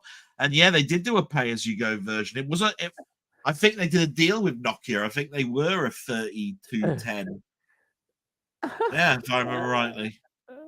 Oh dear. Richard Branson was always looking at ways that save money, to save people money. Yeah. He did do a flat rate, I think, but I thought it was 10p a minute. I didn't know it was a penny. 10p. Tony says, good night, Ian and Del. Very enjoyable. Thanks. Thank you for coming on. Honestly, thank you. Oh, your support is great. Thank you, Tony. Great. And Denny says, Sky Mobile does for me £8 a month, unlimited calls and texts. Yeah. That's good, brilliant. That's what you want. Yeah. I think mine's about 10. And remember, Sky Mobile is under O2, so it's the O2 network. So yeah, I think that's the last one. That's Denny. it. Yeah, the bottom there, it appears to be the last one. Is verify that? Is that true? Can you see? You can't see anymore. I just really want to say thanks very much for all those people that did try and get me to 200. Well, anybody who hasn't subscribed to Delboy, please subscribe. I've put his link in the description, and if I just move this, let's see. Oh yeah, my name pops up again, doesn't it? There we are. Look, can you see the name there? Delboy's 3K1's Retro Zone. There it is. Come on now, please. Please. So I don't know if you knew. I didn't know if you knew, Ian, but Denny asked me to ask you this. Yeah. So Denny and I are doing a stream on Monday. That's right. Yeah. and we're doing a dystopian future. Charlton Heston's dystopian That's future. right. Show, Yeah. Planet of the Yeah. Apes and that. And he Yeah. wanted to know if you wanted to come on. Oh. So we could chuck you a link and you can come on and talk about it if you want, Yeah. just for 10 minutes if you want. Yeah. I'll tell you something. When I saw that you were going to do this, I kind of knew a few weeks ago. Yeah, I put in and on. I thought, I'll go online and have a look, see if I can get Solent Green. Oh, and, yeah. Blooming heck, it's on the HMV premium label, but they were asking massive, absolute. I thought, I'm not paying that, unfortunately. But I did find a Dutch dealer who I sometimes go to, and I think it was only about a tenner, something like that, on Blu-ray. So I quickly ordered that, and it is on its way. So I'm hoping it'll get to me before your thing, so I can watch it, because I haven't watched it for years. Planet of the Apes, I'm okay, and the other one, Omega Man. I haven't watched that one though I did watch that a bit more. But Solent Green, I may only have watched once. That's why I wanted to watch it again. Because we're talking about a trilogy of films. Yeah. And really, what we don't go into too much technical detail, although I generally do. Yeah. We just talk about, when I saw that at the pictures and what was going on when that was on, and we also talk about sort of like events, like, are we heading for a dystopian future, or that sort of stuff? You know what I mean? So you're quite welcome to come on. I'll chuck you a link at the time of the stream. If you'd like to come in and have a chat, you're more than welcome. If you want to be at the beginning, you can be at the beginning. I don't want to spoil your stream, but I can come on, and I'm quite happy to. We're just leaving the door open. You're all so well organized, you and Danny, that I don't want to, because I know you'll do your research, and it's very well done. They're very well done, and I don't want to. I'm not the most organized, but I suppose that is a lie. I do say I'm disorganized, but if I'm recording my own video and what have you, I do the research. I mean, I spend absolutely ages watching. I'm the person that watches virtually every extra on a disc, and as you can imagine, on some discs there's a lot of extras to watch. But so in that sense, I'm organized, but on other things, I'm not as well organized. And I have to say that you and Denny, and I was really thought it was good. The ones that you've done have been very professional. I've been very impressed. You both have obviously done the research. You're not just saying, "Oh yeah, that's a solid film." Actually, I was going to tell you this. If you notice in my videos, I never use that word solid. I don't think I use that, because I hear all these reviews, and sometimes all I can hear is that word. What does it mean? It keeps popping up every 5 seconds. And I'm saying, what is a solid film? This is solid. This solid. Not solid. What do you mean solid? What does it mean? Yeah, does it mean it's okay? It's better than a liquid film. Is that what you're saying? Well, that's all that about. Yeah, but I think what they mean is solid as a rock. Yeah, which is fine. But if they keep saying, it's almost like it's just an easy buzzword to use and keep using it. I'll tell you where I've heard that word used the most, and that's when they're talking about fixing electrical goods, right? There's a lovely bloke. His name is called Stegs Fix. Yeah. Anyway, he's always changing USB ports on phones and stuff, right? Yeah. So he gets his heat gun out and he pulls this broken port off, and he puts another one on, right? But there are these little metal stems that have to connect to the board. Yeah. And he gets his little metal file and he goes, solid. This is to show that the solder is actually solid, and it's Yeah, well, that's all right. right? Yeah, I can get the. Right. I So can get it's that. funny though because it's funny though because he goes solid. Yeah. Actually, that's what some reviews sound like. That's all I'm going. Hey, what's solid? What's why? What's happening? You know. Anyway, Denny's got a special message for you. Look, Denny's got a special message for you. Oh, wait a minute. Yes. Let's have a look. Denny says, "Great stream, guys. I've got that one, haven't I?" And then I've got the end. Denny, very kind of you to say, Ian. You're more than welcome to join us. One thing people say these days, it's deep dive. I agree. Is there? One says it. Everyone says it. Ah, yes, I know. I know exactly what I'm on about. I think, what's this about swimming? When is swimming come into something? Yeah, I No, know. into a deep dive. Where's the water? Just going to take. Sorry, love. I'm just going to go and get the latest DVD. It's at the bottom of the pool, so I'm just taking my oxygen tank with me and my flippers. Deep dive. Yeah, I know. Oh, don't get me going on. I might end up saying things I shouldn't. Anyhow, thank you, Denny. That's great. We'll have to start thinking of wrapping it up now anyway, because I must admit, it's 20 to midnight, and I haven't took my psychological tablets yet. Yeah. Danny Duke says, "Have a good one." Thank you, Danny. As always, thank you, honestly, for joining us. That's great. Thank you so much.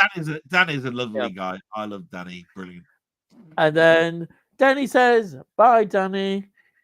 And yeah, and that I think that's the end there. Yeah, that's the end of the comments. Thank you, everyone. According to this, there's 5 people watching. I know. Denny's saying good night. Good night, guys. Thank you, Denny. Thank you for coming on. It's really appreciated. Thank you so much. And there's 5 of you watching. You've survived this long. It's not been a deep dive. No. Sorry, no. Yeah. You haven't gone on a mining course or anything like that. You ain't gone down pit. Down pit, lads. Anyhow, we better go. We've been on 3 hours 35 minutes. Yeah. And 40 odd seconds. So thank you, everybody. Don't forget when you press that stop, Ian, you got to press it twice. Right. So we're now going. Thank you very much. Thank you, everyone. Says bye. And then it says again. And then I think